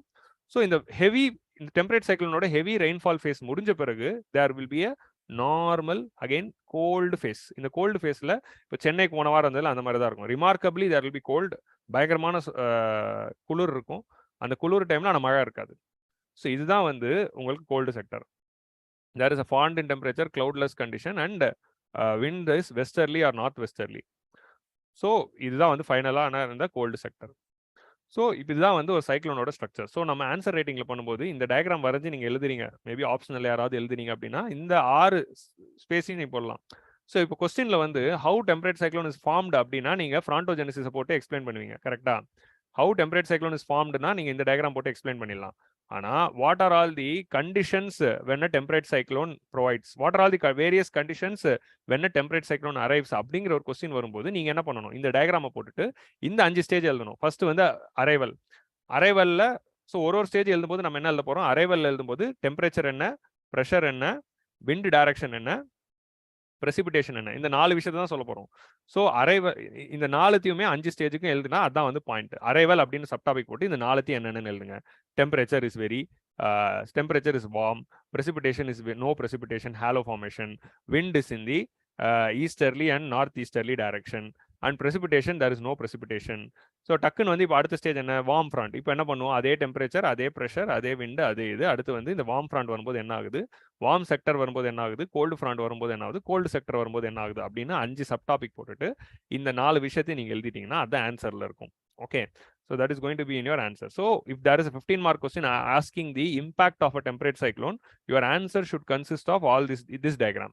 இந்த temperate cyclone ஸ்பெஷாலிட்டி என்னதுன்னா அதோடைய ஷேப் வந்து மோஸ்ட் ஆஃப் தி கேசஸ்ல இப்படி இன்வெர்டட் வியா தான் இருக்க போகுது. இந்த மாதிரி இன்வெர்டட் வி டைரக்ஷன்ல தான் வரப்போகுது. ஆனால் அதுவே வந்து நீங்கள் ட்ராபிக்கல் சைக்ளோன் பார்த்தீங்கன்னா அதோட கிளவுட்ஸ் வந்து இந்த மாதிரி சர்க்குலராக தான் வருது. ஸோ இங்கே தமிழ்நாடு இருக்குன்னா இந்த மாதிரி சர்க்குலராக தான் உங்களுக்கு வரப்போகுது. ஆனால் டெம்பரேட் சைக்ளோன்னா ஃபர்ஸ்ட் உங்களுக்கு கிளவுடே இருக்காது, அப்புறமா வந்து வெரி லெஸ் நிம்போஸ்ட்ராட்டஸ் கிளவுட்ஸ், அப்புறமா there will be very no rain, அப்புறமா ஆல்டோஸ்ட்ராட்டஸ் கிளவுட், அப்புறம் கும்லோ நிம்பஸ் கிளவுட், அப்புறமா அகெயின் கோல்டு. இந்த மாதிரியான ஒரு விஷயம் தான் வந்து உங்களுக்கு டெம்பரேட் சைக்ளோன்ல நடக்குது. ஸோ இந்த மாதிரி 5 இதையும் எழுதிடுங்க. இந்த மாதிரி 5 இதையும் எழுதிட்டு ஃபைனலா இதோட கேரக்டரிஸ்டிக்ஸ், இது circular, semi circular, elliptical or V shaped. So இந்த மோஸ்ட் ஆஃப் தி கேஸில் இது வி ஷேப்டாக தான் இருக்கும். பட் சம் கேசஸில் இன்டென்சிட்டி கம்மியாக இருக்கும்போது ஒரு சில ஏரியாவில் சர்க்குலர், செமி சர்க்குலர், எலிப்டிக்கலாகவும் இது காணப்படுது. பட் மெஜாரிட்டி ஆஃப் தி கண்டிஷனில் வி ஷேப்டாக தான் இருக்குது. இதோட ப்ரெஷர் டிஃபரன்ஸ் வந்து அவுட் சைட் டு இன்சைட் எவ்வளோ இருக்குது அப்படின்னு பார்த்தீங்கன்னா, இந்த அவுட் சைட் ரீஜன் இப்போ நீங்கள் இங்கே பார்த்தீங்கன்னா இதுதான் வந்து அவுட் சைட். இதுதான் வந்து ஆக்சுவலி உங்களுக்கு வந்து இது போட்டிருக்காங்க ஐசோபார்ஸ். இந்த ஐசோபாரில் அவுட்டர் மோஸ்ட் ஐசோபாரில் உங்களுக்கு டெம்பரேச்சர் வந்து 109 இருக்குது, இன்னர் மோஸ்ட்ல 990 இருக்குது. ஸோ டெம்பரேச்சர் டிஃபரன்ஸ் கிட்டத்தட்ட ஒரு 20 ஐசோபார் வரைக்கும் வரலாம் அப்படிங்கிறத இங்கே மீன் பண்ணுறாங்க. 20 ஐசோபார் வரைக்கும் வரலாம் அப்படின்னு. இதோட டயாமீட்டர், ஸோ இந்த என்டையர் இதோட டயாமீட்டர் எவ்வளோ இருக்க போகுது அப்படின்னா கிட்டத்தட்ட இதுதான் டயாமீட்டர். இந்த டயாமீட்டர் வந்து 1900 கிலோமீட்டர் இருக்குமா. 1900 கிலோமீட்டர்னா யோசிச்சு பாருங்க, எவ்வளோ பெரிய ஒரு ஏரியாவை என்டையர் சவுத் இந்தியாவையும் கவர் பண்ணுது. இப்போ நீங்கள் இது அப்படியே நீங்கள் ஃபிக்ஸ் பண்ணோன்னா கேரளா தமிழ்நாடு இவ்வளோ பெருசாக இருக்கும். இங்கே அப்படியே நீங்கள் கேரளா தமிழ்நாடு ஃபிட் பண்ணிடலாம், அந்த அளவுக்கு பெருசு 1900. ஸோ சைஸில் பார்க்குறப்போ டெம்பரேட் சைக்ளோன் தான் சைஸ் அதிகம். ஆனால் டிஸ்ட்ரக்ஷனில் பார்த்தீங்கன்னா ட்ராபிக்கல் சைக்ளோன் தான் அதிகம். ஸோ சைஸை பொறுத்த வரைக்கும் எது வந்து மோசமானது, எது வந்து பெருசு அப்படின்னு பார்த்தா டெம்பரேட். ஓகே, விண்டில் வந்து எது வந்து ஃபாஸ்ட் அப்படின்னு பார்த்தா ட்ராபிக்கல். இதான் வந்து ப்ரிலிம்ஸ்ல கேட்கலாம். Tropical cyclone will have violent winds than temperate cyclone. சைஸ்னா டெம்பரேட், விண்ட் ஸ்பீட்னா ட்ராபிக்கல் தான் அதிகம், ஹரிகேன்ஸ் தான் அதிகம், நம்மளோட சைக்ளோன் தான் அதிகம். அதே மாதிரி வந்து டிஸ்ட்ரக்ஷன்லையுமே வந்து ட்ராபிக்கல் தான் அதிகம். ஓகே, இதான் வந்து மெயின் கிரைட்டீரியா. ஸோ விண்டு தான் டிஸ்ட்ரக்ஷனுக்கு காரணம். ஸோ ட்ராபிக்கல், சைஸ்னா டெம்பரேட், இதான் வந்து நீங்கள் நோட் பண்ணிக்கணும். அப்புறம் ஷேப்பில் வச்சு பார்க்குறப்போ, ஸோ ஷேப்பில் வந்து நம்ம ட்ராபிக்கல் வந்து ரவுண்டாகவும் டெம்பரேட் வந்து இன்வெர்டட் வியாகவும் இருக்கு. ஸோ இந்த மாதிரியான டிஃபரன்சஸ் தான் உங்களுக்கு மெயின்ஸில் வந்து இன்கேஸ் டிஃபரன்ஸ் பிட்வீன் த டூன்னு கேட்டால் கூட you can write. Okay, so difference between the tropical cyclone and temperate cyclone அப்படின்னு ஒரு கொஸ்டின் வருதுன்னா இதுதான் ஆன்சர். அவ்வளோதான், டேரெக்டாக இது எழுதிடுங்க. இந்த டயக்ராம் போட்டு இதை எக்ஸ்பிளைன் பண்ணி எழுதிடுங்க. ஸோ ட்ராபிக்கல் சைக்ளோன் உருவாகிறதுக்கு தெர்மல் ஆரிஜின் தான். தெர்மல் ஆரிஜின் அப்படிங்கிறது என்ன, நம்ம என்ன பார்த்தோம், 27 டிகிரி செல்சியஸ் அப்படிங்கிறது இருந்தால் thermal origin with Coriolis force. இது வந்து டைனாமிக் ஆரிஜின். டைனாமிக் ஆரிஜின்னா என்ன, இது வந்து ஃப்ரான்டோஜெனசிஸ்ங்கிற அப்படிங்கிற ப்ராசஸ்னால தான் இது நடக்குது. இது வந்து Coriolis effect and thermal origin. இது வந்து ஒரு ஹீட் இன்ஜின் அப்படின்னு போட்டுருங்க. இதோட மெயின் இது வந்து ஃப்ரான்டோஜெனசிஸ். இது வந்து ஒரு டைனாமிக் ஆரிஜின். டைனாமிக் ஆரிஜின்னா because of the movement of wind. Latitude இது 10 to 30 degree north and south, இது 35 to 65 degree north and south அப்படிங்கிற இந்த லாட்டிடியூட் வச்சு சொல்லிடலாம். இட் இஸ் மோர் ப்ரொனவுன்ஸ், அதாவது நார்தன் ஹெமிஸ்பியர்ல தான் வந்து இது வந்து அதிகமாக ஃபார்ம் ஆகும் தேன் சதர்ன் ஹெமிஸ்பியர். ஏன்னா சதர்ன் ஹெமிஸ்பியர்ல உங்களுக்கு கான்டினென்ட்டே இல்லை அப்படிங்கிறதுனால. ஃப்ராண்ட் அப்படிங்கிறது வந்து அப்சென்ட். இங்கே there is no front, only cylinder. இங்கே வந்து ஒரு பெரிய சிலிண்டர் தானே ஃபார்ம் ஆகுது. ஆனால் இந்த இடத்துல தான் வந்து ஃப்ரான்டோஜெனசிஸ் நடக்குது. Cold front and warm front அப்படின்னு ரெண்டு ஃப்ராண்ட் வந்து உருவாகுது. இது ஃபார்மேஷன் ஒன்லி இன் சி, இது போத் லேண்ட் அண்ட் சி. இது ரெண்டு போத் லேண்ட் அண்ட் சீல நடக்கலாம். ஸோ இப்போ நம்ம இந்த ஃப்ரான்டோஜெனசிஸ் அப்படிங்கிறது எங்கே நடக்குது, இது நடக்கிறதுக்கான இடம் பாருங்க. இது நடக்கிறதுக்கான இடம் அப்படிங்கிறது வந்து it is a place where westerlies and subpolar high is meeting. So it can be land or it can be ocean. எங்க வேணா இது நடக்கலாம். இதை பொறுத்த வரைக்கும் இப்போதான் நீங்க வந்து ஒரு முக்கியமான டிஃபரன்ஸ் வந்து நீங்க புரிஞ்சுக்கணும். டிராபிக்கல் சைக்ளோனை பொறுத்த வரைக்கும் மழை அதிகமா இருக்கும். ஆனா டெம்பரேட் சைக்ளோனை பொறுத்த வரைக்கும் மழை இருக்குமானா ஒரு சில டைம்ல அது லேண்ட் மேல ஃபார்ம் ஆச்சுன்னா மழை இருக்காது. ஆனா அதுவே சி மேல ஃபார்ம் ஆயிருந்தா மழை இருக்கும். ஸோ உங்களுடைய இந்த வார்ம் ஏர் கோல்ட் ஏர்ல மாய்ஸ்டர் கண்டென்ட் இருந்தால் தான் மழை பெய்யும். அப்படி இல்லைனா மோஸ்ட் ஆஃப் தி கேஸ்ல டெம்பரேட் சைக்ளோன்ல வெறும் காத்து தான் இருக்கும். அதனால தான் டெம்பரேட் சைக்ளோன் அடிக்கிற ஏரியால மழைகள் வந்து அது ஓஷன்ல ஃபார்ம் ஆகி லேண்டுக்குள்ள வரும்போது தான் மழை இருக்கும். ஆனா லேண்ட்ல தான் ஃபார்ம் ஆகி அது மூவ் ஆயிட்டு இருக்கு அப்படின்னு வச்சுக்கோங்களேன். இப்போ நீங்க அமெரிக்கால இருக்கீங்க, இதான் வந்து அமெரிக்கன் மேப்பு. ஓகே, இந்த அமெரிக்கன் மேப்ல இந்த மாதிரி பெசிபிக் ஓஷன்ல ஃபார்ம் ஆகி அமெரிக்கா நோக்கி வருது அப்படின்னா தேர் வில் பி ரெயின். ஆனா அது ஃபார்ம் ஆனதே வந்து இங்கே தான் ஒஹாயோல தான் ஃபார்ம் ஆகுது. ஒஹாயோல ஃபார்ம் ஆகி அது வந்து இப்படி வந்து மன்னாட்டனை நோக்கி போகுது அப்படின்னா இதுவும் லேண்டு தான், இதுவும் லேண்டு தான். ஸோ இந்த டைம்ல வந்து உங்களுக்கு மழை இருக்குமானா அவ்வளவா இருக்காது. வெறும் வந்து விண்டு தான் இருக்கும், வெறும் பயங்கரமான காத்து தான் இருக்கும். அதான் டிஸ்ட்ரக்ட் பண்ணும். ஸோ இதுதான் டெம்பரேட் சைக்ளோன். ஸோ ஆனால் டிராபிக்கல் சைக்ளோனுங்கிறது சீல தான் ஃபார்ம் ஆகும், ஓஷன்ல தான் ஃபார்ம் ஆகும். So it forms in sea, it forms in both land and sea. Season இது வந்து லேட் சம்மர்ல தான், பட் இது வந்து இர்ரெகுலர், எப்போ வேணா நடக்கலாம். எப்பப்பெல்லாம் இந்த ஃப்ராண்ட் மீட் ஆகுதான் நடக்கலாம். ஆனால் மோர் இன் விண்டர்ஸ். இதோட சைஸ் வந்து 10 to 100 to 500 தான். ஆனால் இது வந்து 300 to 2000 கிலோமீட்டர் இன் டயாமீட்டர் வரைக்கும் போகலாம். ஆனால் விண்டு வெலாசிட்டி பாருங்க, யார் அதிகம், நம்மால் தான் அதிகம். நம்மால் தான் 250 கிலோமீட்டர் per hour வரைக்கும் போகிறான். இவன் வந்து 130 to 150 கிலோமீட்டர் per hour வரைக்கும் தான் போகிறான். ஸோ நம்மால் தான் ஸ்பீட் அதிகம், அதனால தான் டிஸ்ட்ரக்ஷன் அதிகம். இங்கே ஹெவி ரெயின்ஃபால், ஆனால் ஷார்ட் ஸ்பெல்லாம் மேக்ஸிமம் 1 வீக் தான் இருக்கும். ஆனால் டெம்பரேட் சைக்ளோன்லாம் வந்து 2 வீக்ஸ் வரைக்கும் இருக்குமா. 2 வீக்ஸுக்கு மேலே. நம்மால் வந்து மேக்ஸிமம் 5 நாள் தான் இருப்பார். நம்மால் புயல்லாம் 5 நாள் தானே, ஆனால் அங்கே 2 வாரம். ஸோ டெம்பரேட் சைக்ளோன் இருக்க ஏரியாவில் 2 வாரத்துக்கு வரைக்கும் லீவ் வரும். ஸோ ஸ்கூல் பசங்களுக்கு வந்து டெம்பரேட் சைக்ளோன் தான் வந்து சந்தோஷமானது. நம்மால் டைரக்ஷன் வந்து ஈஸ்ட் டு வெஸ்ட். ஏன் ஈஸ்ட் டு வெஸ்ட்? ட்ரேட் விண்ட்ஸ்னாலையும் டிராபிக்கல் ஜெட் ஸ்ட்ரீம்னாலையும். டிராபிக்கல் ஈஸ்டர்லி ஜெட் ஸ்ட்ரீம்னால நம்மால் ஈஸ்ட் டு வெஸ்ட் தான் போறாரு. ஆனால் டெம்பரேட் வந்து வெஸ்ட் டு ஈஸ்ட் போறாரு. ஏன் வெஸ்ட் டு ஈஸ்ட் போறாரு? வெஸ்டர்லிஸ்னாலையும். ஸோ அதே மாதிரி சப்போலார் ஜெட் ஸ்ட்ரீம்ஸ்னாலையும், சப்போலார் வெஸ்டர்லி ஜெட் ஸ்ட்ரீம்னாலையும் இவர் வெஸ்ட் டு ஈஸ்ட் போறாரு. ஜெட் ஸ்ட்ரீம் பத்தி நான் ப்ரீவியஸ் வீடியோலே போட்டேன், பார்த்துக்கோங்க. இதோட main driving force latent heat of condensation. இது ஒரு ஹீட் இன்ஜின் அப்படின்னு பார்த்தோம். ஆனால் டெம்பரேட் சைக்ளோனோட மெயின் ஃபார்மேஷன் வந்து ஃப்ரான்டோஜெனசிஸ் தான். ஃப்ரான்டோஜெனசிஸ் தான் வந்து இட்ஸ் தி மெயின் ரீசன் அப்படிங்கிறது பார்த்தோம்.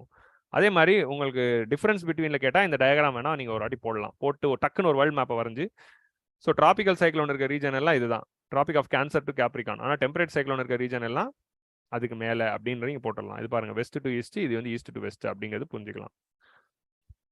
இங்கே தான் உங்களுக்கு வெஸ்ட் விண்ட் ட்ரிஃப்ட் அப்படின்னு ஒரு காற்று இருக்கும், ஓஷன் கரண்ட் இருக்கும். ஸோ இதான் வந்து நீங்கள் வந்து லேண்டிடியூட் வைஸ் வந்து டிஃபரன்ஸ் பண்ணணும்னா இப்படி தான் போடலாம். So this is the temperate cyclone. I hope you understood about the temperate cyclone. இப்போ உங்களுக்கு டெம்பரேட் சைக்ளோன்னா என்னன்னு கேள்வி வந்தால் என்ன எழுதுவீங்க? வாட் இஸ் டெம்பரேட் சைக்ளோங்கிற டெஃபினேஷன், ஃப்ராண்டோஜெனசிஸ் ப்ராசஸ் அப்படின்னு இந்த 4 பாயிண்ட் போட்டுட்டு டேரெக்டாக நீங்கள் இந்த டயக்ராம்க்கு வந்துடலாம். இந்த டயக்ராம் போட்டு இந்த 6 ஸ்டேஜையும் எக்ஸ்பிளைன் பண்ணிடலாம். இது வந்து formation. So conditions of temperate cyclone, அதாவது what are the impact of temperate cyclone அப்படின்னு கேட்டால் இந்த டயக்ராம் போட்டு இந்த 5 point, arrival, warm front, warm sector, cold front, cold sector அப்படின்னு இந்த 6 விஷயத்தை வந்து நீங்கள் எழுதிடலாம். கோல்டு செக்டர்னு போட்டு இந்த 6 விஷயம் எழுதலாம். இந்த 6 விஷயம் எழுதப்போ என்ன எழுதணும்? ஒரு சப்டாபிக்லையும் டெம்பரேச்சர் என்ன, ப்ரெஷர் என்ன, விண்ட் ஸ்பீட் என்ன, அதே மாதிரி வந்து precipitation, மழை பெஞ்சுதா இல்லையா அப்படிங்கிறது. ஸோ இந்த ரீஜனில் வந்து டெம்பரேச்சர் வந்து வார்மாக இருக்கும், விண்ட் ஸ்பீடு வந்து இந்த டைரக்ஷனில் இருக்கு, அதே மாதிரி ஸோ அந்த மாதிரி ஒரு ஒன்றுக்கு ஒரு மாதிரி விண்ட் ஸ்பீடு வந்து ஒரு டைரக்ஷனில் இருக்கு, there is no precipitation, only halo formation அப்படின்னு நீங்கள் போட்டுட்டோம். ப்ரெஷர் வந்து லோவாக இருக்கு. ஸோ வார்ம் ஃப்ராண்ட் வரும்போது என்ன ஆகுது? வார்ம் ஃப்ராண்ட் வரும்போது temperature is increasing, it's very warm, pressure is very low, wind speed is very high and precipitation is gradual because of the nimbostratus clouds. அப்புறம் வார்ம் செக்டர் வரும்போது என்ன ஆகுது? Temperature is very very high, pressure is very very low, அதே மாதிரி precipitation இருக்காது, ஏன்னா அமைதியாக இருக்கும் அப்படின்னு போட்டுடுறோம். விண்டு வந்து சதர்லி டைரக்ஷன் அப்படின்னு போட்டுடுறோம். அடுத்து வந்து உங்களுக்கு கோல்டு ஃப்ராண்ட் வரும்போது என்ன ஆகுது? கோல்டு ஃப்ராண்ட் வரும்போது temperature is very cold, precipitation is very high because of altostratus and cumulonimbus clouds. அதே மாதிரி விண்ட் டைரக்ஷன் வந்து ஈஸ்டர்லியாவும் சவுத் ஈஸ்டர்லியாவும் இருக்கு. அதே மாதிரி வந்து precipitation is very high அப்படின்னு போட்டாச்சு. அடுத்து வந்து கோல்டு செக்டர் வரும்போது என்ன ஆகுது? Temperature is very very gold, precipitation there is no precipitation, விண்டு வந்து உங்களுக்கு வந்து வெஸ்டர்லியாவும் நார்த் வெஸ்டர்லியாவும் மாறிடுது, அண்ட் ப்ரெஷர் அப்படிங்கிறது வந்து வெரி ஹை, ஹை ப்ரெஷர். இந்த இடத்துல வந்து ஹை ப்ரெஷர் ஆயிடுது. இங்கே தான் லோ ப்ரெஷர், இங்கே வந்து ஹை ப்ரெஷர், ஏன்னா லோ வந்து இங்கே இருக்கு. ஸோ இந்த மாதிரி இந்த 6 ஸ்டேஜை போட்டு எழுதிடுங்க. எழுதிட்டு கேரக்டரிஸ்டிக்ஸ் போட்டுருங்க. இன்கேஸ் டிஃபரன்ஸ் பிட்வீன் கேட்டால் இது எல்லாத்துக்கும் சம்மந்தப்பட்ட ஒரு பிலிம்ஸ் கான்செப்டாகவும் இது கேட்கப்படலாம் அப்படிங்கிறது நீங்கள் உணர்ந்துக்கலாம். ஓகே, பிலிம்ஸ் கான்செப்டாக வந்தாலும் பார்த்துக்கோங்க. ஸோ ட்ராபிக்கல் சைக்ளோனோட நேமிங் என்னங்கிறது பிலிம்ஸ் கான்செப்டில் கேட்கலாம், இந்த கண்ட்ரிஸ் என்னங்கிறது பிலிம்ஸ் கான்செப்டில் கேட்கலாம், இதெல்லாம் பார்த்துக்கோங்க. So all this things are very important. So I hope உங்களுக்கு இந்த சைக்ளோன்ஸ் அப்படிங்கிற அந்த கான்செப்ட் வந்து புரிஞ்சிருக்கும்னு நினைக்கிறேன். ஸோ ட்ராபிக்கல் சைக்ளோன்னா என்ன, டெம்பரேட் சைக்ளோன்னா என்ன, அதோட டிஃபரன்ஸ் என்ன, அதோட ஃபார்மேஷன் என்ன, அதோட ஸ்ட்ரக்சர் என்ன அப்படிங்கிறது பயங்கர டீட்டெயில்டாக நான் எக்ஸ்பிளைன் பண்ணியிருக்கேன். வீடியோ 1.5 மணி நேரத்துக்கு மேலே போயிருக்கும். பட் இருந்தாலும் கான்செப்சுவல் கிளாரிட்டி அப்படிங்கிறத ரொம்ப முக்கியம். யூபிஎஸ்சியை பொறுத்த வரைக்கும் மனப்பாடம் பண்ணக்கூடாது, கான்செப்சுவல் கிளாரிட்டி ரொம்ப முக்கியம். கான்செப்சுவல் கிளாரிட்டியோட படிச்சிங்கன்னு வைங்களேன், எப்படி கேள்வி கேட்டாலும் எழுதிடலாம். மனப்பாடம் பண்ணும்போது தான் மறந்து போவீங்க. ஸோ கான்செப்சுவல் கிளாரிட்டி உங்களுக்கு இந்த வீடியோ கிடச்சிருச்சு. ஒரு ஆன்சர் கொஸ்டின் கேட்டால் எந்த டயக்ராம் வரையணும், என்ன ஆன்சர் எழுதணும் அப்படிங்கிறது கிடச்சிருச்சு. இதுக்கான நோட்ஸ் எங்கே சார் அப்படிங்கிறது உங்களோட அடுத்த கொஸ்டினாக இருக்கும். நோட்ஸ் அப்படிங்கிறது எங்கே இருக்குது அப்படின்னா TMFIAS அப்படிங்கிற அந்த வெப்சைட்டில் போய் பாருங்க. அந்த வெப்சைட்டில் உங்களுக்கு நோட்ஸ் வந்து கிடச்சிடும். ட்ராபிக்கல் சைக்ளோன் அப்படின்னு போட்டால் அதோட நோட்ஸும், டெம்பரேட் சைக்ளோன் அப்படின்னு போட்டால் அதோட நோட்ஸும் கிடச்சிடும். சவீந்திரா சிங் புக் வச்சிருந்தீங்கன்னா அதுக்குள்ளேயே உங்களுக்கு இது ரெண்டும் கிடைக்கும். அப்படி இல்லைனா நம்ம 11th ஸ்டாண்டர்ட் தமிழ்நாடு புக்கில் கொஞ்சம் கம்மியாக இருக்குது, ரொம்ப டீட்டெயில்டாக இல்லைனாலும் ரொம்ப கொஞ்சம் கம்மியாக இருக்குது, but not as good as in the Savindra Singh. Okay, இந்த ஸ்லைட்ஸ் நீங்கள் கேட்பீங்கன்னு எனக்கு தெரியும். மேபி இந்த ஸ்லைட்ஸில் வந்து நிறைய டயக்ராம்ஸ் இருக்குது, பட் ஸ்டில் நான் எல்லாமே கூகுள்லேருந்து தான் எடுத்து போட்டேன். If possible I'll try to attach it. Okay, so உங்களுக்கு வேற என்ன டவுட்ஸாக இருந்தாலும் கீழே கமெண்ட்ஸில் போடுங்க. With this will wind up the cyclones video. அடுத்த வாரம் வந்து நம்ம எல்லாரும் எக்ஸ்பெக்ட் பண்ணுற மான்சூன்ஸ் பற்றி பார்ப்போம். மான்சூன் இன்னும் வந்து 2 முக்கியமான டாபிக் இருக்குது டெம்பரேட் கிளைமேட்டில். மான்சூன்ஸ் அப்படிங்கிறது ஒன்று இருக்குது, south west and north east monsoons and all these things. இன்னொரு முக்கியமான video El Nino, La Nina and El Nino Modoki or Indian Ocean dipole, அந்த கான்செப்ட்ஸ் இருக்குது. ஸோ இந்த 2 வீடியோ வந்து அடுத்தடுத்த 2-3 வாரங்களில் நான் போடுறேன். So surely we will meet with the another video. உங்களுக்கு என்ன டவுட் இருந்தாலும் கமெண்ட் செக்ஷனில் போடுங்க. Bye by.